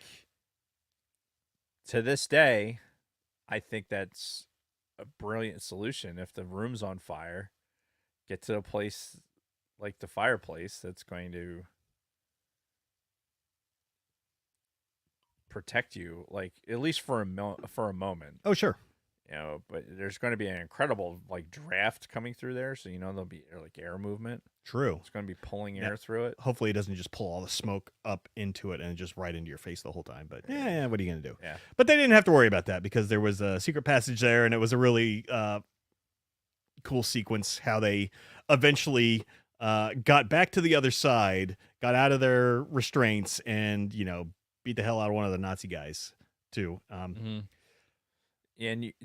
this is Indiana Jones is one of those movies where the fight sequences. I don't know if we may mention this before, but the fight sequences are like it's very heavy-handed.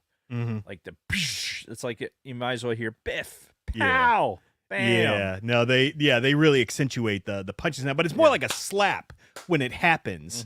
But it's before they even left Indy and his dad alone. No, I won't kill him. I will, leave him in a room, not attended by anybody, and just assume everything went to plan. What? Right. Yeah, exactly. And fucking Schneider kisses Indy in this weird fucking kiss where she like sucks his fucking bottom lip out. I'm like, oh God. Yeah, she's something. She is. Yeah, it's like she's always been that weird. Just what is up with? It's her. I mean, it's her face. Is really what it is. It's like, are they doing? Is like, was it on purpose? Like that you look like that? That sounds weird. It sounds weird to say it like that. Yeah. Like, are you doing that on purpose with your face? And then there's this whole sequence where Indy and Dad are breaking out, and Sean Connery at one point goes like, "Oh, this must be a normal day for you," as they're like fucking like getting away from the Nazis, and And the best line is, "It's better than most." Yeah. Sidebar, real quick. So, excuse me, the guy who played Marcus Brody, right? He was a fucking radio operator. No shit. Yeah. He in World War II, he was in the RAF as a radio operator / air gunner with the 76th RAF squadron. No shit. So yeah, he probably lived pretty hard. Yeah. So the death comes as no surprise. His bomber took part of an air raid on U-boat pens in Flensburg, Germany. Aircraft was hit by flak and subsequently ditched in the North Sea. God damn. Elliot and 4 of his crew members survived, and he spent the rest of the war in Stalag Luft 8B, a prisoner of war camp in Lambsdorff. Oh, shit. While in prison, he became involved in amateur dramatics. He formed a theater group that was so successful it toured other POW camps. Holy shit. How fucking cool is that? That's pretty neat. That's fucking cool. Yeah. Fucking Coleman, man. Doing it up. Yeah.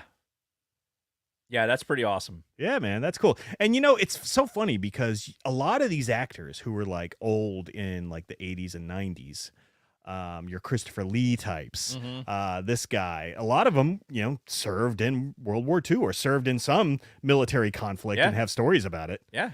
I mean, shit, the fucking, like, think Jimmy Stewart, right? Jimmy Stewart was a B-24 pilot. Yeah. The dude made fucking Brigadier General, for God's sakes. Kate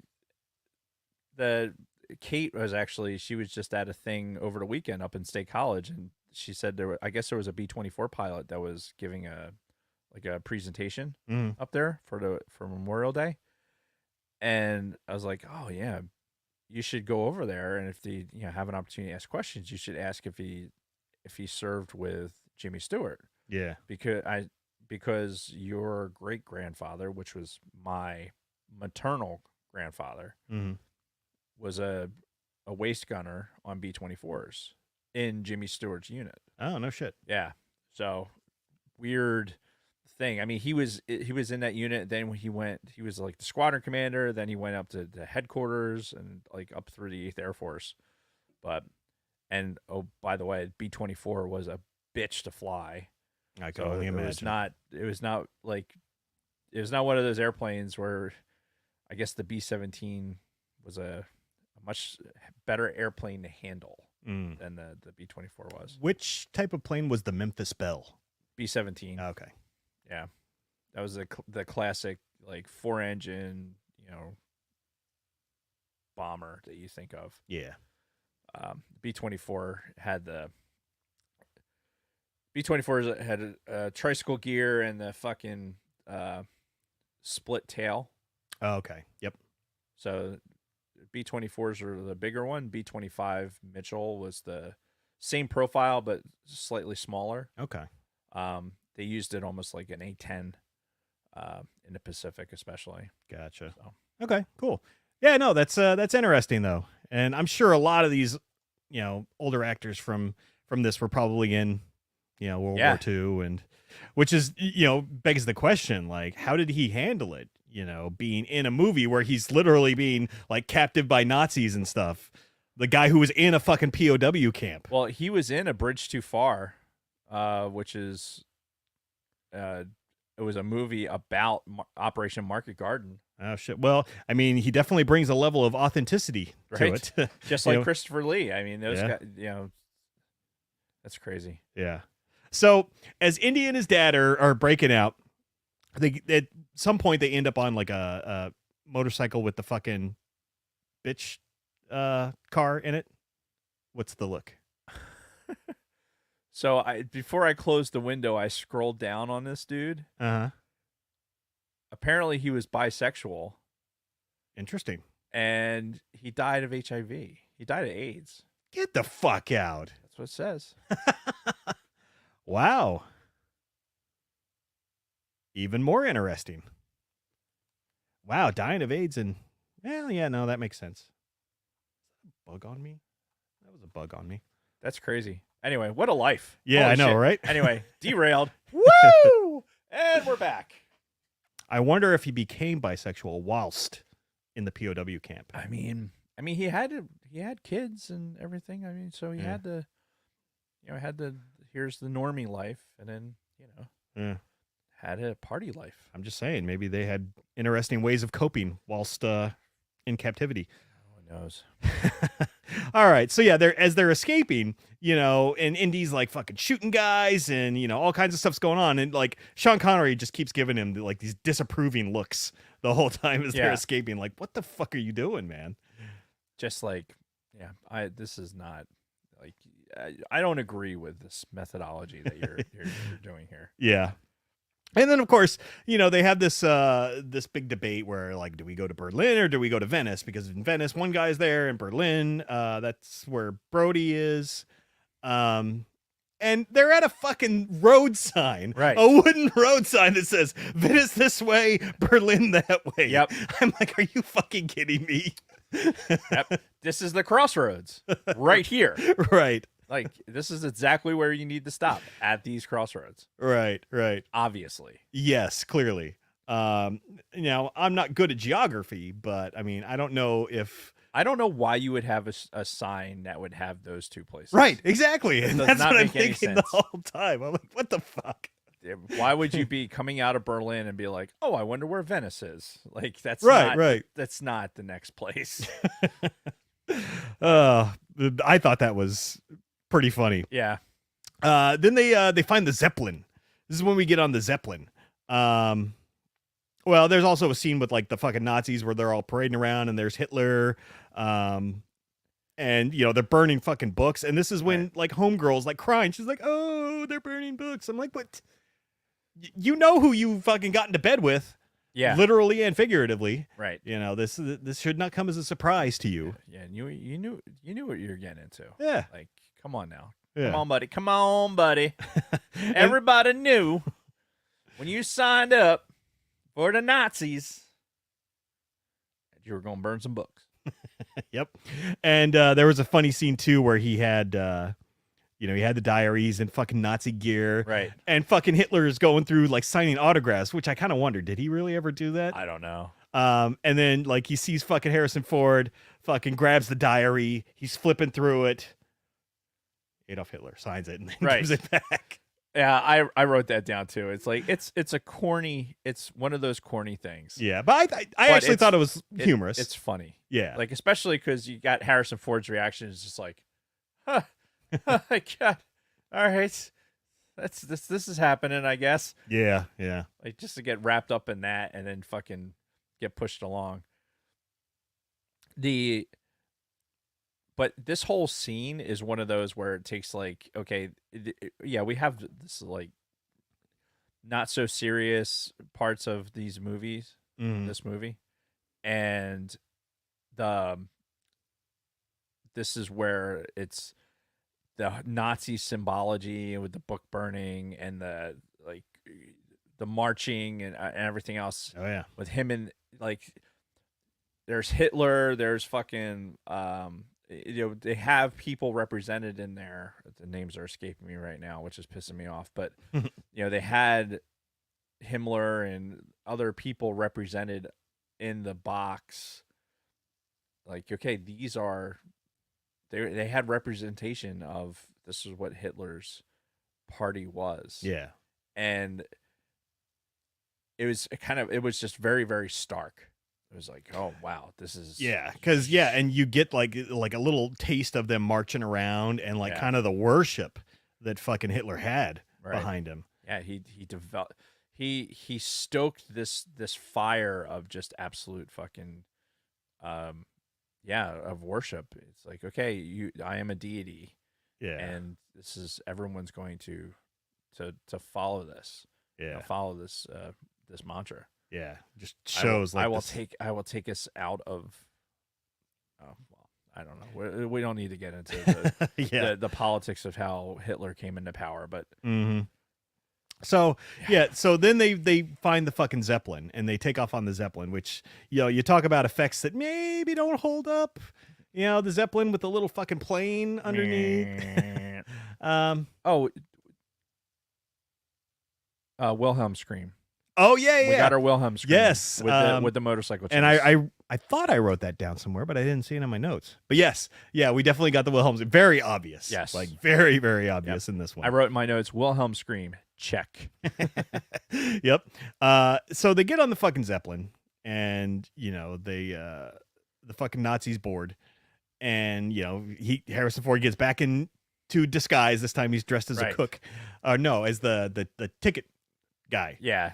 And some sort of steward. Yeah. And the Nazi guy finds his dad, and then Harrison comes up from behind him, and fucking bop, pops him with an uppercut and throws him out of the fucking Zeppelin. This is where a movie reference comes in that I didn't realize where it came from until I saw this, because he throws him out and he's looking at the other people. He's like, no ticket. Right. Which is exactly what happened in Jay and Silent Bob's, or no, Dogma. Dogma, yeah. Yeah, where they're on the fucking train and they throw out Bartleby and Loki, and Silent Bob goes, no ticket. And I'm like, I had no idea that was a reference to Indiana Jones. So I'm watching this, and that's where my head goes, is to fucking Dogma. Yeah. Well, it was funny. Yeah. It was a funny thing. And when that's a shame. It's a shame you didn't know that was connected, because then when I saw it in Dogma, I was like, look at it. It was funny. Yeah, so that was a reference that unfortunately I didn't get watching Dogma, because I didn't know the original reference. That's awesome. Yeah. So at some point they he has like this weird conversation with his dad, like he's trying to like connect and be like, hey, last time we sat here with a beverage, I had like a fucking milkshake. Right. And the whole time, like, Sean Connery's like not listening very much, and he's flipping through the fucking book, and he's like, okay, we have time now. Talk. Yeah. Like, I don't know. And so the best is just Connery sits there, and this is the part I remember the most about this sequence, right? So Connery's like, okay, sits there. It's like, okay, talk. And just stares at him. And then it goes back to Harrison Ford, and he's like, and then Connery's just staring him down. Mm-hmm. And so it goes the appropriate amount of time, and then finally Connery's like, no, nothing. All right, well, we got work to do. And like, this is the epitome of the dad who isn't about the touchy-feely shit. Let's just like, hey, look, there's interesting shit to do. Yeah. Let's do that. Right. That and not have a sentimental moment. right. We don't need that other bullshit. Like Yeah. that doesn't help anybody. Let's do interesting stuff. Mm-hmm.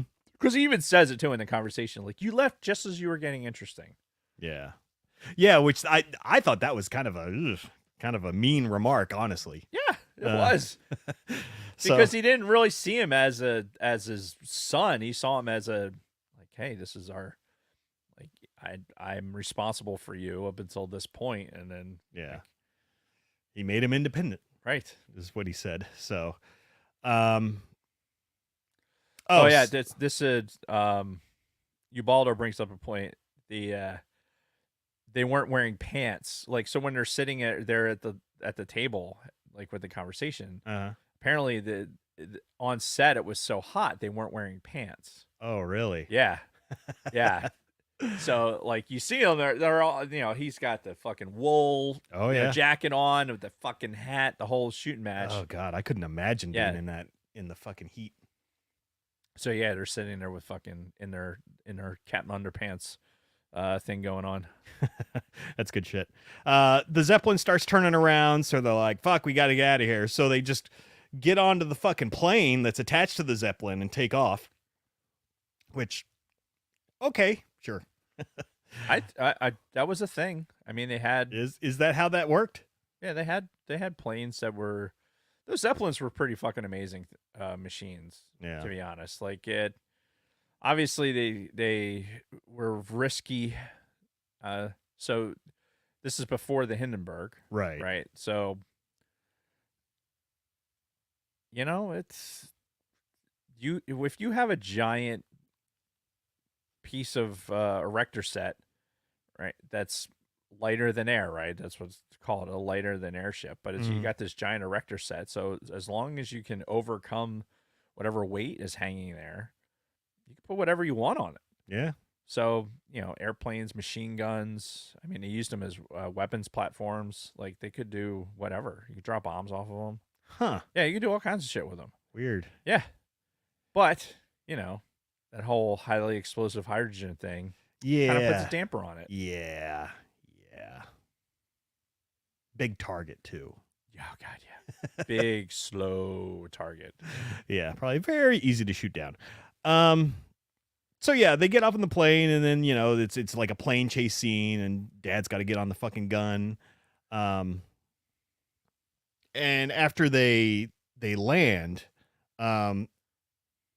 first of all, there's like some fucking weird scenes where like one of the planes that's pursuing them like ends up fucking going into a tunnel. Both wings fall off, but it's still just going straight. And the guy looks over at him as they're driving through. So I meant to actually bring it with me, but I have the Lego of it's the plane with the car. Oh, really? And I built that scene. So it's the car. Right, so I have the car. I'll do it for the benefit of the audience, right? Yeah. Because I think I've showed it on Discord or something. But I have the car with Indian, his father looking, and I have the plane, and I've got like Lego flames coming through, and it's on road, right? So I have like the regular road, and I have like a wall like for the cave. Nice. So there's like the flame coming out, and it's got the pilot sitting in there, like kind of looking back. I'll have to, if I don't have the picture on my phone, I'll send something to Kelly.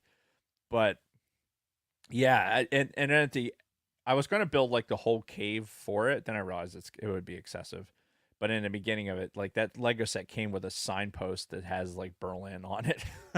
So I had like Berlin pointed the other way. Oh God, that's funny. But I that was when I had that set. I'm like, no, I have to build this with that set. Like that scene that's exactly what I have to build with that set. It was fucking perfect. But before this, like another thing that bothers Dave about this movie. One of the few things. He would have never shot the tail. That would have never happened. Okay. Right. Now I say that most of the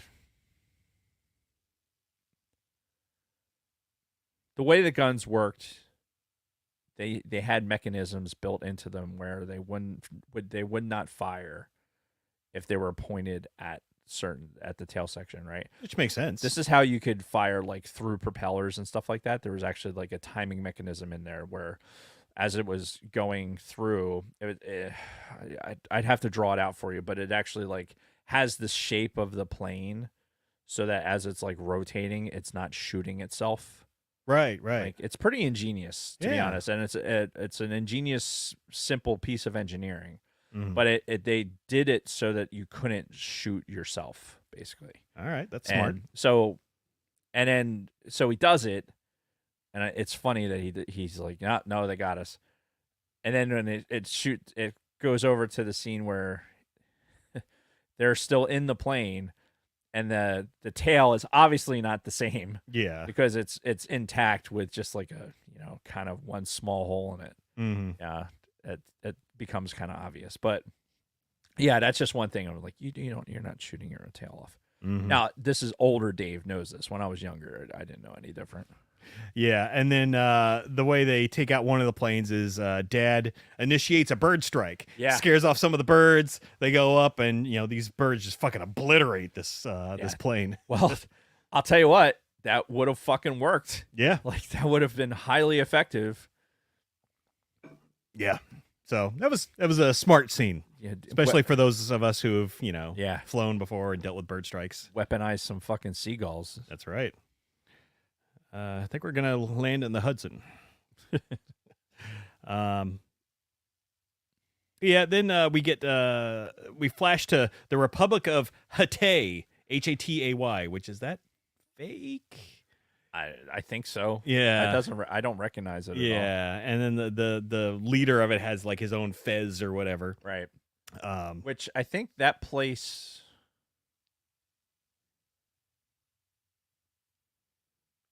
I forget. Never mind. the temple where they eventually go to in this guy's country is like a real spot. That's Petra, Jordan. Yeah. I did a little research on that. So yeah, they the bad guys are in the country.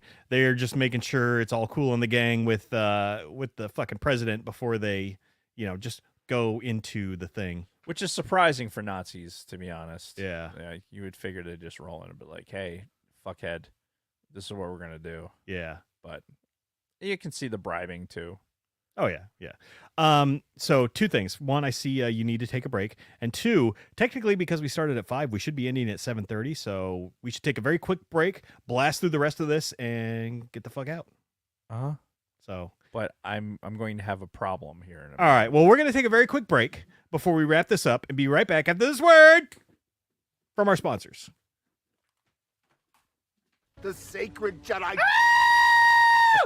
Gets me every time. All right, let's get this guy out of here. Oh, I need a knife. All right, well, let's see if we can do this. Sure it is.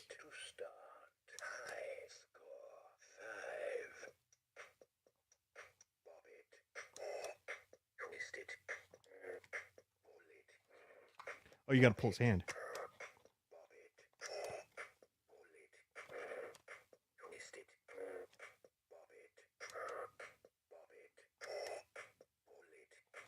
Ah. Did you guys hear that? He goes, no, when you fuck up. Oh, that's good. So, yeah, I don't know if you guys can see this, but you got to bop. There's a button on the top of his head to bop. You got to twist his arm with the lightsaber to twist it, and then you got to pull his other hand.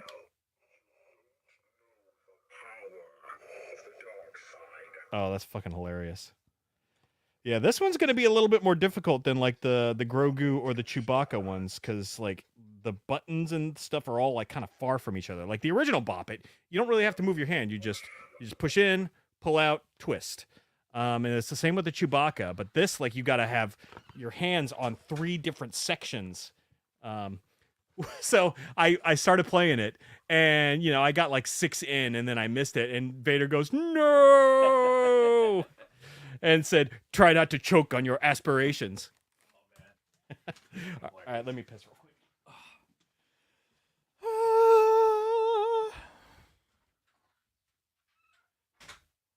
I could bring us...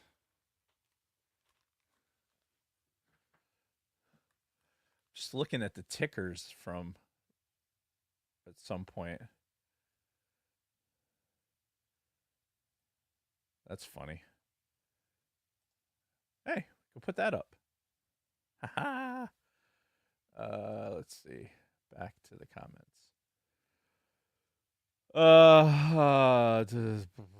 Did somebody give Jason a reminder? Yes, I see. I see that you did. Very good.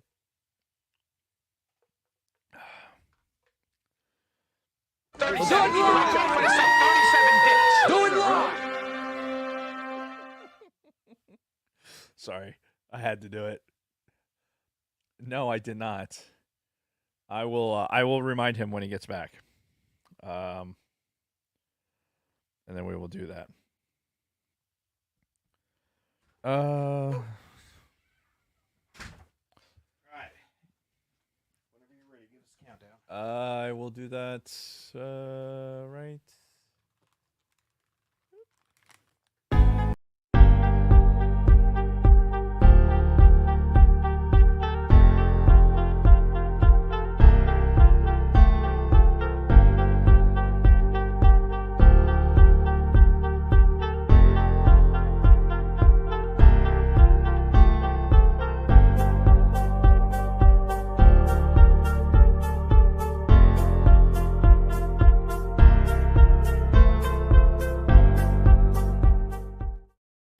And we're back. So let's wrap this up. So Indy and Dad eventually make their way to the temple also. And they get caught again. Right. Like they get caught like 4 times in this fucking movie. Yep. They get caught, and before that, the bad guys, Donovan and company, made one of their little lackeys go through because you're supposed to pass 3 tests before you can get to the fucking Holy Grail. And they send the guy in, and you hear zzz, and like his fucking head goes rolling down. We're skipping past the entire tank sequence right now. Yeah, I mean, we could talk about it. Is there anything in particular you wanted to? I mean, just the only thing I think would be worth mentioning, again, things that I think don't hold up, Right. is when the tank goes over the edge and it's the obvious model with the figure in it with the the colonel. Yeah, which is funny because I didn't have an issue with that this time around. Okay. Yeah. It was not that I had an issue with it, but it was just like one of those things like, okay, that is obviously a fucking a model flying over there. Yeah, what got me about this scene was when fucking Sean Connery dropped into the tank where Brody was being captive, and they do their weird like fucking fraternity handshake or whatever. I'm like, what the fuck am I watching right now? It's like, what is this? They had to validate that this is this person, I guess. Sure. Look, they're goofy academics, right? That's true. They're not adventurers, so I mean, yeah, I guess they were technically like the computer nerds of the time, right? If you think about it. Yeah, these people they're not exposed to sunlight very often, so that makes so much sense now. Right. So now they're like, oh look, finally, one of my people. Yeah. Right. Oh, that makes so much more sense. Okay, I get it. Anyway. Yeah. So, they get to the temple. Dude fucking gets decapitated. So now they force Indy to go in. And how do they force him to do the fucking gauntlet? They shoot old Dad. Pop right in the stomach. And he's like, now you have to go through or your dad will die. Look, honestly, I thought, and I still think that this is the brilliant move. Like Donovan as the villain here is super consistent in his villainy. Yeah. Like he's like, okay, I'm pulling these strings to make this happen. I've got a subterfuge going for the Jones brothers. I'm manipulating the Nazis for fuck's sake. And then getting to this point, like, okay, how do I get this one guy to do this? I'm going to shoot his old man. Yeah. Like, okay, the cure is in there. So go fucking do it. Yeah. And I mean, yeah, it worked. Yeah. So he goes in, and I don't know.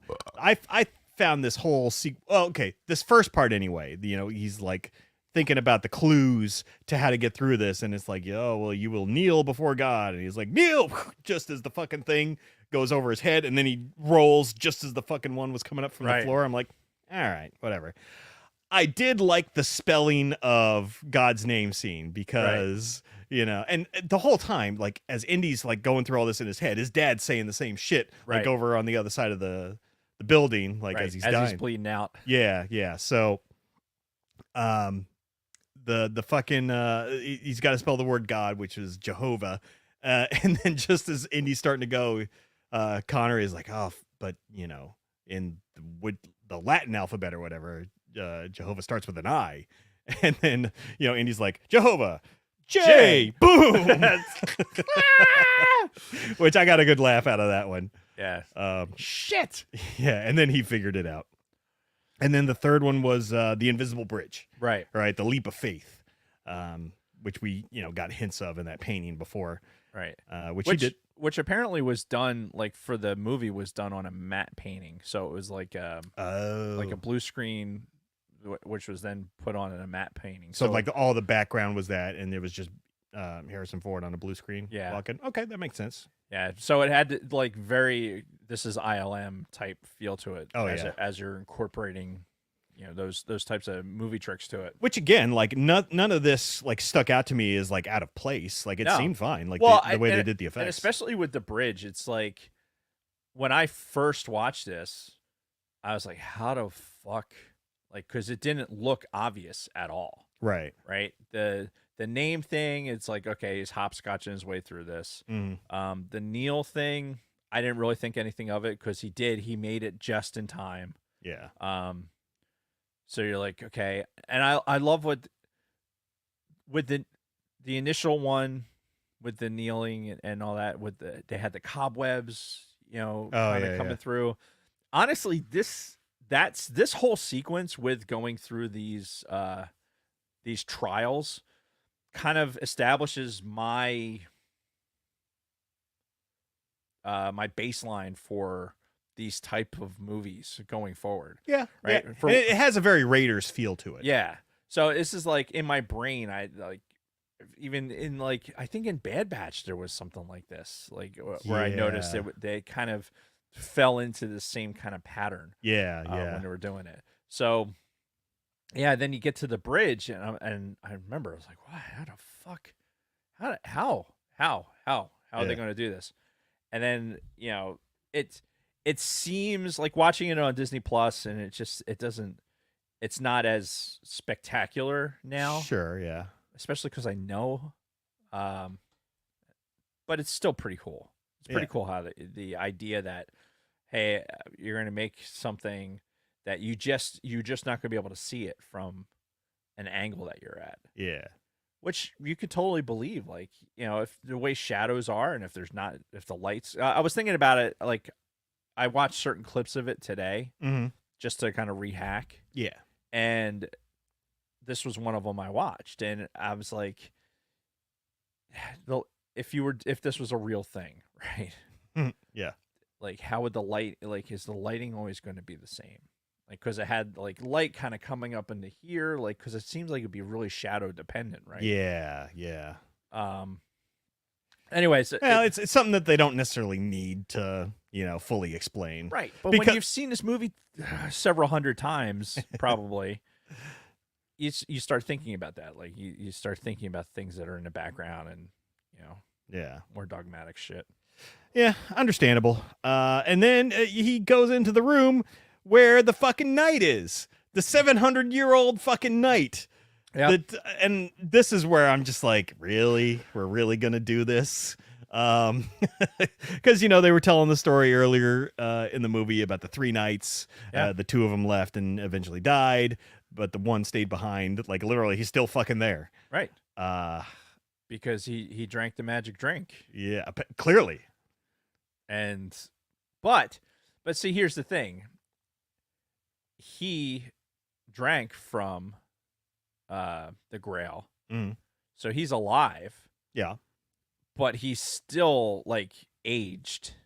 Right, because he's weak when he tries to swing his sword, still, and the frailty of age has still gotten to him. Mm-hmm. But he's not invincible. Yeah. So it's an interesting, as I get older, I guess, like if the more as I've watched it over the years, it's more about like, yeah, you are immortal essentially, but you're not impervious to aging.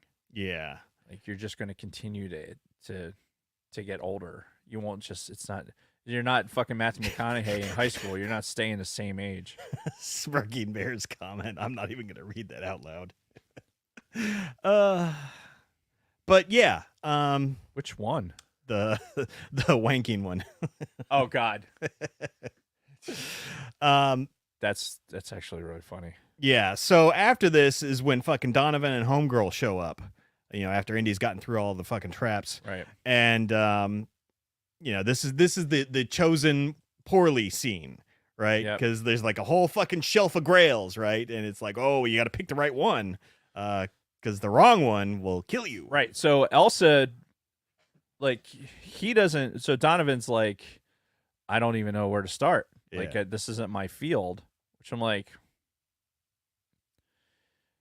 okay, sure.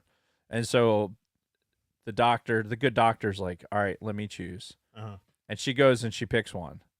Yeah, like one of the most extravagant looking ones. And which, I mean, you know, for somebody who actually fucking worked on the altar as an altar kid, I'm not going to say altar boy because that just that just invites shit, but you know, worked on the altar and handled the sacraments. Like, that looks like a chalice, you know, something that would be used in a church. Yeah. So selecting that didn't seem that unreasonable for, again, somebody who's watching it at an age where I fucking was doing this on the altar. Yeah, but I'm sitting there thinking from Donovan's perspective, like, I'm gonna trust this bitch to pick the right one. This is like trust her all the way up until this point. It's a 1 in 30 shot. I don't think I want to roll those dice. Oh,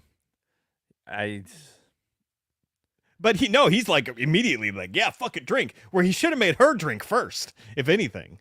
But he wanted the immortality. Like, right. He that's like, he had the singular focus. Sure. Like, I don't want to make a mistake and pick the wrong one. Let the expert pick it, and then I'm going to drink it. Yeah. Right? And he did. I'm going to be the guy. He did, and he drank it, and we had our sort of Raiders moment where instead of the melting face, we get the aging face. Where he just like aged rapidly until he became dust. Right. Which was and you get the ugly screaming of fucking Elsa the whole time. Yeah. Like, it's just like, oh, God, your face. Stop doing that with your face. Yeah. The thing with your face where you're just, I see all of your teeth. Mm-hmm. Like, I should not, like, you're, she's got, it's like, swear, she's got a flip top head. Like a Canadian? Like, hey, buddy. Like a Canadian. Yeah. Or, you know, like those, you remember those old commercials for, like, I think it was like Colgate or something, or there was a toothbrush commercial, like, don't you wish you had a flip top head? And you just open it so you could brush all your teeth. Yeah, so you see like all the teeth at once. That's right. When I see her fucking face, like, I just feel like her fucking. Anyway. But yeah. Anyway. So yeah, and then we get the line, "You have chosen poorly." I hope there's no Canadians listening right now. Fuck Canada. Hey, fuck you, buddy. And then, you know, Indy's got to choose. Canadian, of course he is. Indy's got to choose one, and he picks like the lamest looking one. The cup of a carpenter. Right. All right. Yeah, and of course it's the right one. He takes the fucking cup, you know, heals Dad, you know, just pouring the water on him, makes the bullet wound. Right. Now, get that little peroxide effect with the bubbling and whatever. Now my question is the bullet still inside of Dad? Like, is it just in there for forever now? Maybe. Yeah. I don't know. It wasn't a pass-through wound, I guess. So Yeah. yes. Oh my God. Sidebar. Did you ever hear the story about the nail gun person? Okay. Which one? Well, so some dude was having like constant headaches, like consistent headaches. Goes to the doctor. They do a CAT scan, and they see he's got a fucking nail like in his head, like starting at the bottom of his mouth and like going up through his fucking brain. And they're like, "What the fuck?" And the dude's like, "Oh shit." He's like, "I remember I got like hit by a nail gun once when I was younger. Like I was using a nail gun, and it like popped, came up and popped me in the mouth." And he's like, "I didn't think a nail came out at the time." And then like years later, like 8 years later, they find this fucking nail on this dude's head. What a lucky motherfucker. I know, right? Get into something. The fact that he didn't even know that a fucking nail discharged, and he had this fucking thing lodged in his head for God knows how long. Just like, man, I keep getting these sinus headaches. Yeah. I get a sinus infection every fucking allergy season. What the hell is wrong with me? Yeah. Probably because you have a nail in your head. Yeah. Nah. So yeah, you look it up. True story. Google it. I forgot why I got off on that sidebar. Oh yeah. The bullet's still in dead. Bullet's still in them. Yeah, Yep. it probably is still in there. Yep. And then the fucking homegirl tries to steal it. The fucking earth opens up and swallows her. Right, because you can't take the grail past. So the question is, the knight said the grail can't leave the building. Yeah. Right. Cool. I'm cool with that. Mm-hmm. So does that mean that if you leave the building after you've drank from it, that you're no longer immortal? It's a good question. Because like theoretically, Sean Connery should be immortal, right? Because he fucking drank the water, and the Jones boys should be immortal. Well, they both did. Indy drank it? Yeah. Oh, I don't remember that. Yeah, he drank it first. He's like, only one way to find out. Blup, and he drank it. Oh, yeah. And he didn't die because that's when he says, "You have chosen wisely." Right. Okay. Which I use that line all the time. Yes, and now I get it. Right. And the pretty much happy ending after that. Yeah. The one thing I was gonna, it was important in that sequence while they're in with the knight to know that Elsa deliberately chose the wrong one. Oh. Like that was when she went and chose that cup. Like she looks over at Indy. Oh. Okay. Like she has that look over, and Indy kind of looks at her like, "Fuck you, bitch." But like she looks over, and then there's a knowing exchange that like, yeah, that's not the right one. You and I both know that's not the right one. Mm-hmm. So she's like, we're taking care of this idiot right now by him fucking drinking out of this cup. So she takes him out. Okay. I never caught on to that. Yeah. So when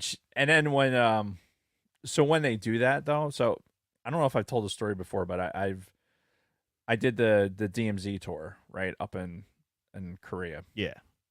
And one of the parts of the tour is you do these like intercept tunnels where you the North Koreans are constantly tunneling, right? Mm-hmm. And the South Koreans, they'll have these seismic fucking things to detect when they're tunneling, and they dig these intercept tunnels.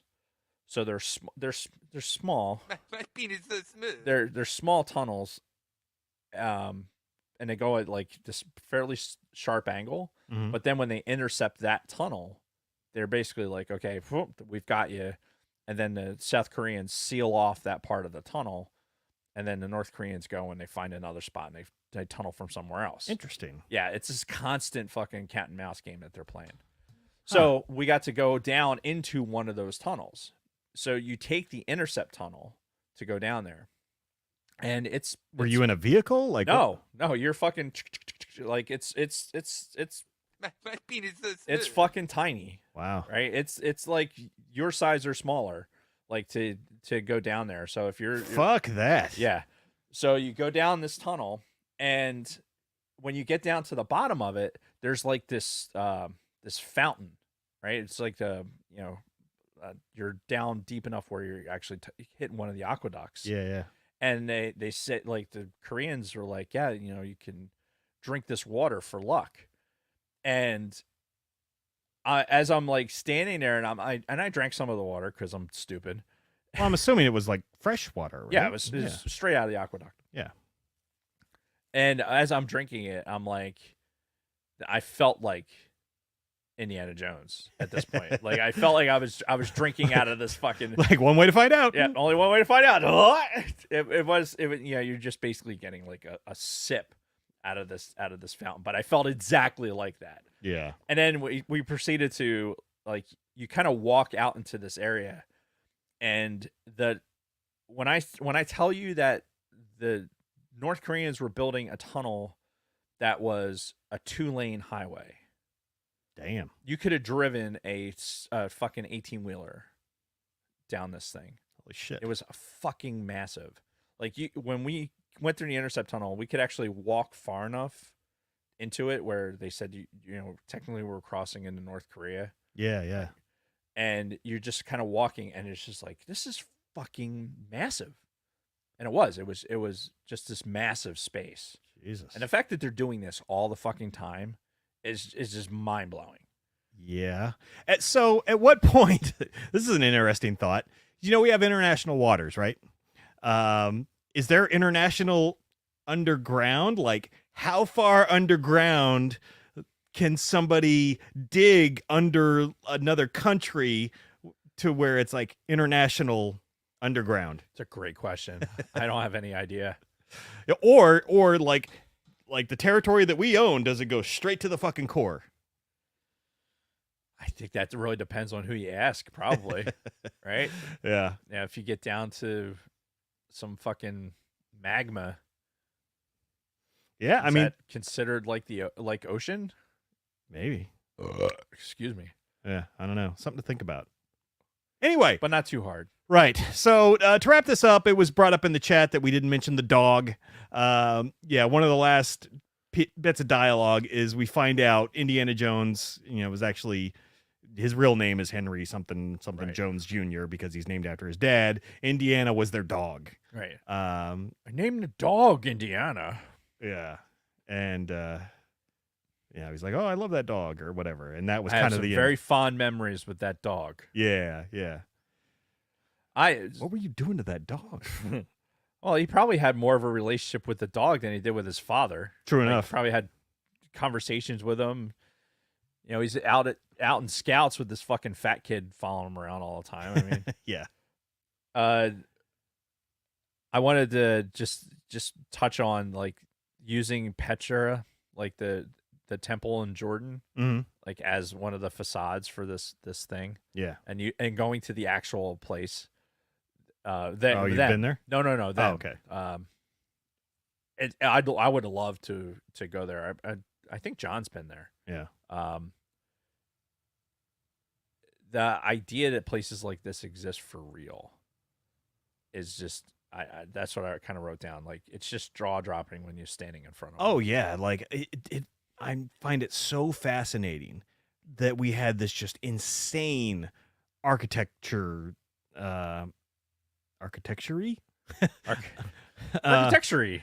Yeah, like, thousands of years ago. Mm-hmm. And, they were like fucking making these massive pillars and they were all fucking uniform and they all looked the same and had the same fucking design. And, the weights they were supporting. Yeah. And they knew that they used like these weird measurements like cubits and things like that. And yeah, I mean, we are really lucky, right? Because we're very well traveled. Yeah. And I know I've gotten to see the Parthenon. I've been to the Colosseum.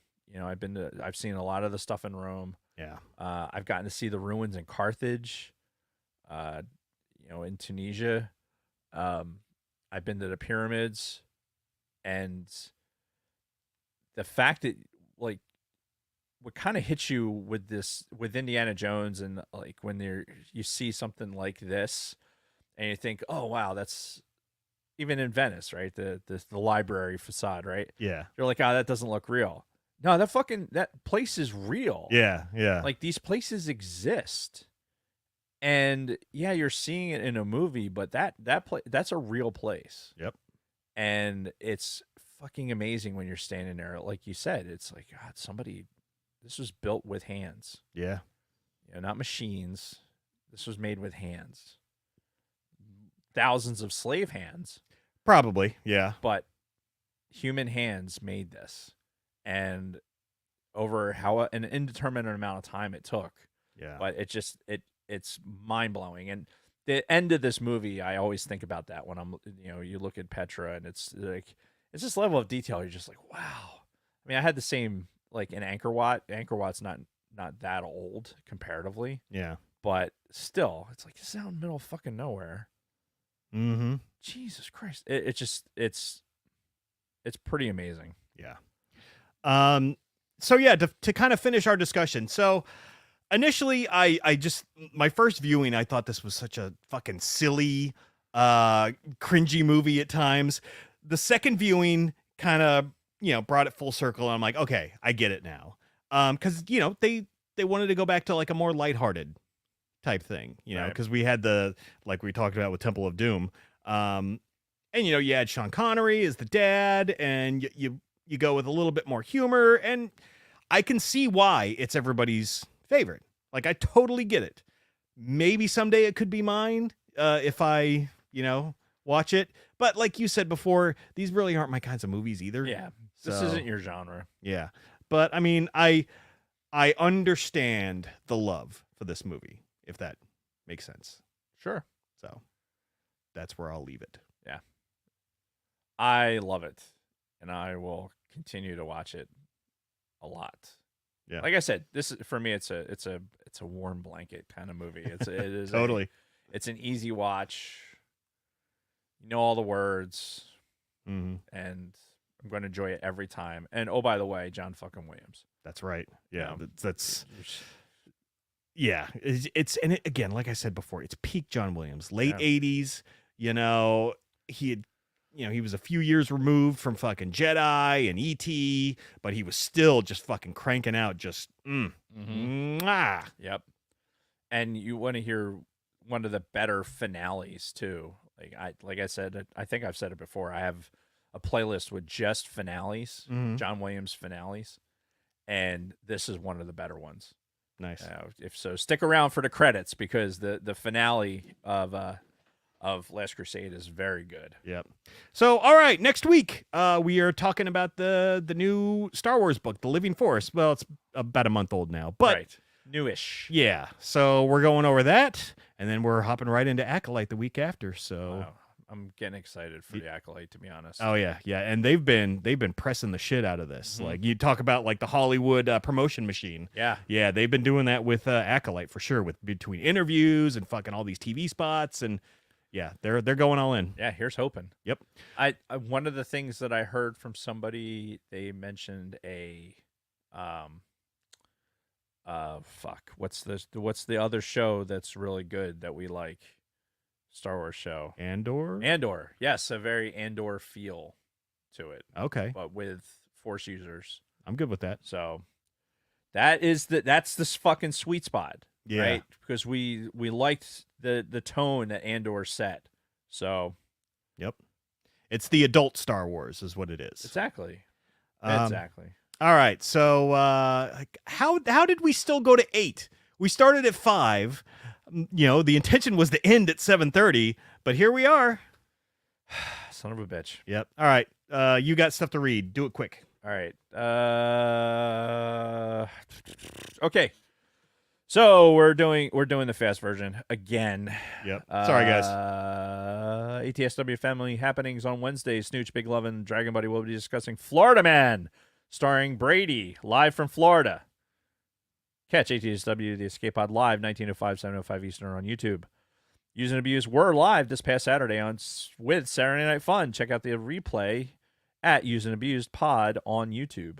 The Orange and Fat Show released episode 113, Things That Suck, last Friday. Catch them on Spotify and Apple. That sounds great. Yeah. Shout out to ATSW Escape Pod Gaming. Check out all glorious gaming highlights and epic fails at ATSW.escapepod. ATSW.escape.pod.g on TikTok. Easy for you to say. Everybody got that? Yeah. I'm sure they have a bio.link that you can follow as well. I put a little blurb in here, and I'm going to incorporate it better later, but if you want to help support the people of Madagascar to get clean water and flip-flops and clothes and whatnot, you can go to fillawell.org and help support that cause. You can find us at bio.link/Sidebar Cantina, where you can find our links to Patreon, YouTube, our audio podcast on Apple, Audible, and Spotify, and all social media platforms, including X, Instagram, Facebook, Twitch, TikTok, and Discord. Once you go to the bio link, simply click the symbols under our pick to your platform of choice. You can also find all of our Spotify mixed tape playlists. Also in our bio link is our TeePublic merch shop. Choose from 7 designs on it. Everything from t-shirts and hoodies to tote bags, phone cases, exclusive stickers, pin, wall arts, magnets, blah blah blah blah blah. Laptop game. You imagine it says naked Jason chick on a pillow. Go to bio.link/Sidebar Cantina and click merch. I mumbled through half of that. Reviews? No new reviews. Please write us a 5-star review on Apple or Audible. Don't have an Apple or Audible account. Our Facebook page has a few feature too.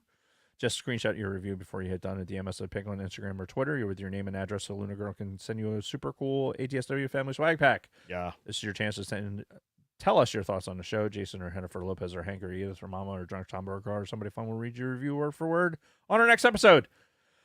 Let us know who you want to read it. Finally, if you catch us on Spotify, help us out and click those stars. If you're listening to us on audio, please consider joining us in the live chat on Mondays. The chat is most definitely where it's at. If you're new to Sidebar, please subscribe, ding that bell, select all to receive notifications when we go live. Remember to smash that like button. It really helps us out. And a special thank you again to our Patreon supporters for everything that you do. And that is that. All right. That was quick. Yeah, good job.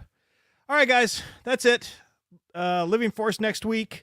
Yeah, we'll talk about it then. And yeah, until then, have a good night. And we are out.